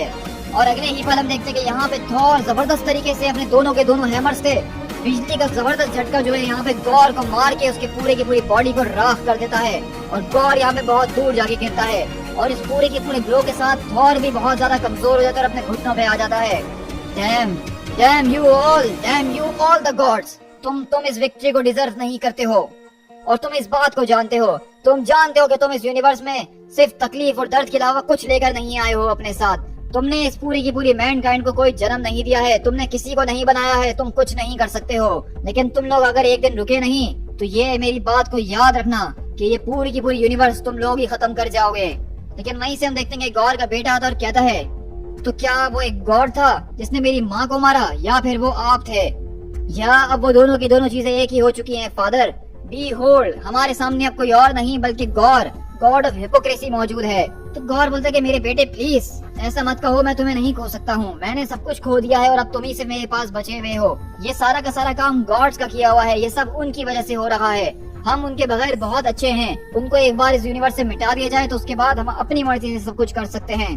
तो वहीं से उसका बेटा बोलता है कि नहीं फादर, अब से आप इन सारी की सारी चीजों के लिए गॉड्स को ब्लेम नहीं कर सकते हैं। वो गॉड्स नहीं थे जिन्होंने आपको धोखा देने की कोशिश करी, बल्कि शुरू से वो आप खुद ही थे जिसने अपने आप को धोखा दिया है। और अगले बार हम देखते हैं कि उसका बेटा वहाँ पे अजीब से तरह से मेल्ट होके एक पूरी की पूरी ब्लैक वेपन के अंदर बदल जाता है। तो वहीं से गौर बोलता है कि नहीं प्लीज प्लीज मुझे छोड़ के मत जाओ, मुझे अकेला मत छोड़ो। तो वहीं से यंग थॉर बोलता है, अरे बाप रे, ये लड़का अभी अभी हमारी आंखों के सामने मेल्ट हो गया। आखिरकार ये गौर का किस किस्म का काम है? वो कभी लड़का हुआ ही नहीं करता था, बल्कि वो गौर के वेपन का ही हिस्सा था और गौर ने ही उसको बनाया था। हाँ, लेकिन ये बात तो फिर सोचने वाली है ना, क्योंकि इसी बच्चे ने मेरी मदद करी थी अपने फादर को हराने के लिए। तो किंग थॉर बोलता है कि नहीं, बल्कि वो सिर्फ एक लोनली लिटिल मैन था जिसने एक बुचर को हराने में तुम्हारी मदद करी। और हम देखते हैं कि यहाँ पे गौर खामोशी से बैठा हुआ अपनी हार को समझने की कोशिश कर रहा होता है, वहाँ पे जोर से चिल्लाता है। लेकिन अगले बार हम देखते हैं कि वहाँ पे यंग थॉर उसके सर को उसके धड़ से अलग करता है और कहता है कि बस अब बहुत हो चुका है। और इस तरीके से अंत होता है गॉड द गॉड बुचर की कहानी का। तो बताओ, क्या अब हम यहाँ पे खड़े रहेंगे या फिर किसी के पास कोई जबरदस्त किस्म की दारू मौजूद है जिसके जरिए हम इसको एंजॉय कर सके? लेकिन हम देखते हैं कि हमारा प्रेजेंट है थॉर, उसकी हालत अब काफी ज्यादा खराब हो चुकी है। तो किंग थॉर बताते हैं ये वेपन अभी भी तुम्हारे अंदर मौजूद है, जल्दी हमें इसको तुम्हारे अंदर से निकालना होगा। नहीं, मुझे नहीं लगता है, लगता है कि अब बहुत देर हो चुकी है। बस इस बात को हमेशा याद रखना कि तुम्हें हमेशा जो है गौर को गलत प्रूफ करना ही होगा कि गौर ये सब जो करता आ रहा था, वो जो कुछ भी कह रहा था वो गलत है, और हम गॉड्स यहाँ पे लोगों की मदद करने के लिए बने हैं। और इस तरह से थॉर की मौत हो जाती है, या फिर अब तक की कहानियों के अंदर वो 9 बार तो मर ही चुका है जहाँ तक मुझे याद है, क्योंकि 3 दिन के बाद वो दोबारा से उठता है। Ash gourd of the far future, seat of king Thor. हाँ फादर, मैंने आज बहुत ही खतरनाक किस्म का ड्रीम देखा। मैंने देखा कि मेरे वहाँ पे 3 रूप हैं। तो इसे किंग थॉर बोलते हैं, लगता है कि मरने के बाद भी इसके अंदर थोड़ी सी अकल नहीं आई है। क्या जरा भी नहीं आई? तो यंग थॉर बोलता है कि नहीं, लगता है ये बिल्कुल भी नहीं बदला, लेकिन इसको जरूर प्यास तो लगी रही होगी। क्या तुम इस बात को जानते हो कि यहाँ एसगार्ड के अंदर एक पूरा का पूरा कमरा है जो कि जबरदस्त किस्म की शराब से भरा पड़ा है, या फिर भरा हुआ करता था, क्योंकि मैं तो सब कुछ पी गया हूँ। यहाँ पे ये सब हुआ क्या है? द गॉड बुचर मर चुका है, उसको हमने खाक के अंदर बदल दिया, और उसका वेपन द नेक्रो स्वॉर्ड उसको हमने वहीं पे छोड़ दिया क्योंकि उसको छूने की हमारी हिम्मत नहीं थी। हाँ, मेरा तो काफी दिल चाह रहा था उसको छूने का, लेकिन ये मैजेस्टी जो यहाँ पे खड़ा हुआ है उसने उस पूरे के पूरे प्लेनेट को वेपन के साथ एक ब्लैक होल के अंदर ही फेंक दिया, और उसके बाद वो तुम्हें यहाँ एसगार्ड के ऊपर ले आए और तुम्हें मौत से वापसी लेकर आए। क्या सच में आपने इसके लिए थॉर फोर्स का इस्तेमाल करा है? हाँ, मैंने उसका इस्तेमाल करके तुम्हारी बॉडी के अंदर गौर के उससे वेपन का एक आखिरी हिस्सा तक जो है वो मिटा के रख दिया है, क्योंकि कम से कम तुम ये तो डिजर्व करते ही थे। तो क्या अब तुम देखना चाहोगे कि आखिरकार तुमने अपनी आप को जो सेक्रीफाइस करा, जो अपने आप को कुर्बान करा, वो किसके लिए करा? एसगार्ड को देखो, अब वो दोबारा से जो है जिंदा हो चुका है। इस कॉस्मोस के सारे गॉड्स अब वो यहाँ पे रहना शुरू हो चुके हैं। ये तो वही सारे के सारे सर्वाइवर्स हैं जो कि गॉड की माइंड्स के अंदर थे। क्या मैंने ठीक कहा? हाँ, यहाँ पे बहुत से जो है वो वापसी अपने अपने घरों को लौट चुके हैं, लेकिन यहाँ पे कुछ गॉड्स ऐसे हैं जिनको इतने टाइम से गुलामी के अंदर रखा गया है कि वो अब भूल चुके हैं कि वो कहाँ से आए थे। तो इसलिए उनको मैंने ये घर दे दिया है जहाँ पे आके वो एक नई दुनिया को बसा सके और हर एक गॉड आपस में मिलके एक दूसरे की वो मदद कर सके जिसकी उसको जरूरत है। और अभी के लिए सारे के सारे गॉड्स यहीं पे रह रहे हैं, इसको उन्होंने अपना घर बना लिया है, या फिर इसके बाद मैं उनको उन वर्ल्ड्स के ऊपर भेज दूंगा जहाँ पे गॉड्स की जरूरत है। तो थॉर बोलता है कि वो दुनियाएं जहाँ पे गॉड्स की जरूरत है। तो वहीं से यंग थॉर बोलता है कि मुझे इस बात पे विश्वास नहीं हो रहा है कि मैं एक दिन इतना बड़ा हो जाऊंगा कि ऑल फादर बन जाऊंगा और इस जगह को देखो कि इसके ऊपर अब मैं राज करता हूँ। लगता है कि आगे जाके बहुत मजा आने वाला है। तो वहीं से किंग थॉर बोलता है कि आने वाले वक्तों के अंदर तुम अपने आप को चीजों के अंदर बहुत ही ज्यादा टेरेबल फील करवाने वाले हो बच्चे। तुम हर एक चीज के अंदर फेल करोगे। तुम देखोगे कि किस तरीके से तुम्हारी आंखों के सामने वो सारे के सारे लोग मर जाएंगे जिनसे तुम प्यार करते हो। और सबसे ज्यादा बदतर क्या होगा कि जिस चीज को तुम सबसे ज्यादा चाहते हो, जिसके सबसे करीब आना चाहते हो, वो चीज तुम्हें कभी भी नहीं मिल पाएगी। तो यंग थॉर बोलता है कि क्या ये नहीं हो सकता है? वो तो मुझे जरूर मिलेगी, क्योंकि मैंने देखा है कि किस तरीके से तुम दोनों उन हैमर्स को उठाए हुए हो। तो एक ना एक दिन मैं भी वर्दी होऊंगा। मैं यहाँ पे उन हैमर्स की बात नहीं कर रहा हूँ, मैं यहाँ पे बात कर रहा हूँ कि तुम अपने बाप के वो बेटे कभी भी नहीं बन पाओगे जो कि वो तुम्हें बनाना चाहते हैं। हाँ, शायद तुमने ठीक कहा कि मैं बड़ा होने के बाद बिल्कुल अपने फादर की तरह एक खड़ूस सा बाप बन जाऊंगा। आई बिलीव कि मैं इस फ्यूचर के अंदर कुछ ज्यादा ही रह लिया हूँ। अब मुझे वापसी मेरे घर भेजो तो मेरे लिए सही ज्यादा अच्छा होगा, क्योंकि यहाँ की शराब पुरानी और कड़वी होती जा रही है, जैसा कि यहाँ के थॉर्स हैं। तो वहीं से यंग थॉर बोलता है कि तुमने उस बच्चे के साथ बिला वजह बदतमीजी करी और उसका दिल तोड़ दिया। तो किंग थॉर बोलता है कि परहैप्स मैं यहाँ पे सिर्फ उस बच्चे से बात नहीं कर रहा था। तुम्हारा मेरे ऊपर एक बहुत ही बड़ा कर्जा है, थॉर ऑफ द एवेंजर्स, क्योंकि तुमने मुझे याद दिलाया है कि आखिरकार मैं कौन हूँ, मैं क्या कर सकता हूँ। लेकिन उस सब के बावजूद भी मैं उस सारे के सारे पेन को, उस सारे की सारी सफरिंग को इग्नोर नहीं कर सकता हूँ जो कि तुम्हारे यहाँ पे आने से पहले मैंने महसूस करी थी। तो मैं इस बात की उम्मीद करता हूँ कि मैं जैसा थॉर हूँ तुम उससे बेहतर बनो और अपने उस बास्टर्ड भाई लोकी को पहला ही चांस देखते मार डालना, और तुम जाओ और जाके दोबारा से राजा बनने की कोशिश करो ओल्ड मैन। और इस बात को याद रखना कि हम यहाँ पे जिंदा हैं सिर्फ गौर को गलत प्रूफ करने के लिए। तो किंग थॉर बोलते लेकिन क्या हुआ कि गौर हमेशा गलत नहीं कहता था, बल्कि उसकी बात में अगर सच्चाई निकली। तो थॉर बोलता है इसका मतलब तो फिर ये है कि हमें बहुत ज्यादा काम करने की जरूरत है। स्पीकिंग ऑफ विच, जैसा कि तुमने कहा था कि यहाँ पे बहुत से गॉड्स हैं जिनके पास दुनियाएं नहीं है, तो मैं एक ऐसे वर्ल्ड को जानता हूँ जहाँ पे कुछ न्यू गॉड्स की जरूरत पड़ सकती है। और इस तरीके से ओल्ड किंग थॉर ने अपने ऑल फादर मैजिक का इस्तेमाल करके थॉर्स को वापसी उनकी अपनी अपनी टाइमलाइंस के अंदर भेज दिया। थॉर, लॉर्ड थॉर, आप लौट कर वापसी आ गए हैं। हाँ, लेकिन हम ज्यादा रुक नहीं सकते हैं। अरे फौरन से आइए, आज तो हमने जबरदस्त किस्म की शराब को आज ही बनाया है फ्रेशली। ओह, अगर ऐसी बात है तो मैं थोड़ी देर तो फिर रुक ही सकता हूँ। वो इस बात को जानते थे कि जो टाइम ट्रेवल की नेचर है उसके अंदर शायद उनको ये सारी की सारी बातें कभी याद भी ना रहे कि उन्होंने यहाँ पे फ्यूचर के अंदर क्या क्या करा है। वो उनकी मेमोरी का एक छोटा सा हिस्सा बन जाएगा जो कि वो वक्त के साथ भुला देंगे, और उनकी मेमोरीज के कुछ हिस्से ऐसे भी होंगे जिसकी वो उम्मीद करेंगे कि वो कभी ना भूलें और उसको हमेशा ही याद रखें। लेकिन उन थॉट्स को ये बात कभी याद नहीं रहेगी कि वो एक दूसरे से मिले थे, और इस बात के चांसेस भी यही हैं कि शायद वो फ्यूचर में एक दूसरे से कभी इस तरह मिले भी ना। इंस्टेड वो अपनी अपनी दुनियाओं के अंदर लौट जाएंगे, अपनी अपनी सेपरेट जिंदगियों के अंदर, अपने एम्बिशंस, अपने फियर्स और अपनी कॉलिंग्स के साथ। और उन तीनों के बीच एक कॉमन डेस्टिनी मौजूद है जिसको उनको फुलफिल करना है कि उनको इस दुनिया का होने वाला आज तक का सबसे ज्यादा ग्रेटेस्ट गॉड बनना है जो कि आज तक जिया है। इन दी एंड उनको बस यही याद रहेगा कि गॉड्स हमेशा लड़ते हैं और अपने आप की जान गंवा देते हैं दूसरों को बचाने के लिए, कि कुछ विक्ट्रीज को जीता जाता है और कुछ को ऐसे ही छोड़ दिया जाता है। तुम हिले, मैं इस बात को जानता हूँ, मैंने फील करा है कि तुम हिल रहे हो। वो इस बात को जानते हैं कि अब एक राजा को वापसी अपने थ्रोन के ऊपर बैठना होगा। वो इस बात को जानते हैं कि जो प्रेयर उनसे की गई है उनको उसको आंसर करना होगा। थॉर, क्या ये आप हैं?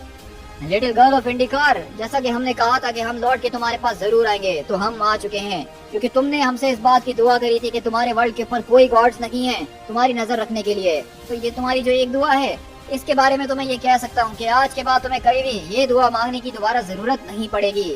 और इसी तरह हम देखते हैं कि बेसिकली थॉर यहाँ पे प्लेनेट इंडिगार के ऊपर आता है, जहाँ पे हम देखते हैं कि बेसिकली उसके स्पेस के अंदर हमें जबरदस्त किस्म की रोशनियां नजर आ रही हैं। और इस तरीके से जिस दुनिया के ऊपर कभी कोई गॉड्स नहीं हुआ करते थे, अब वहाँ पे बहुत से गॉड्स आ गए।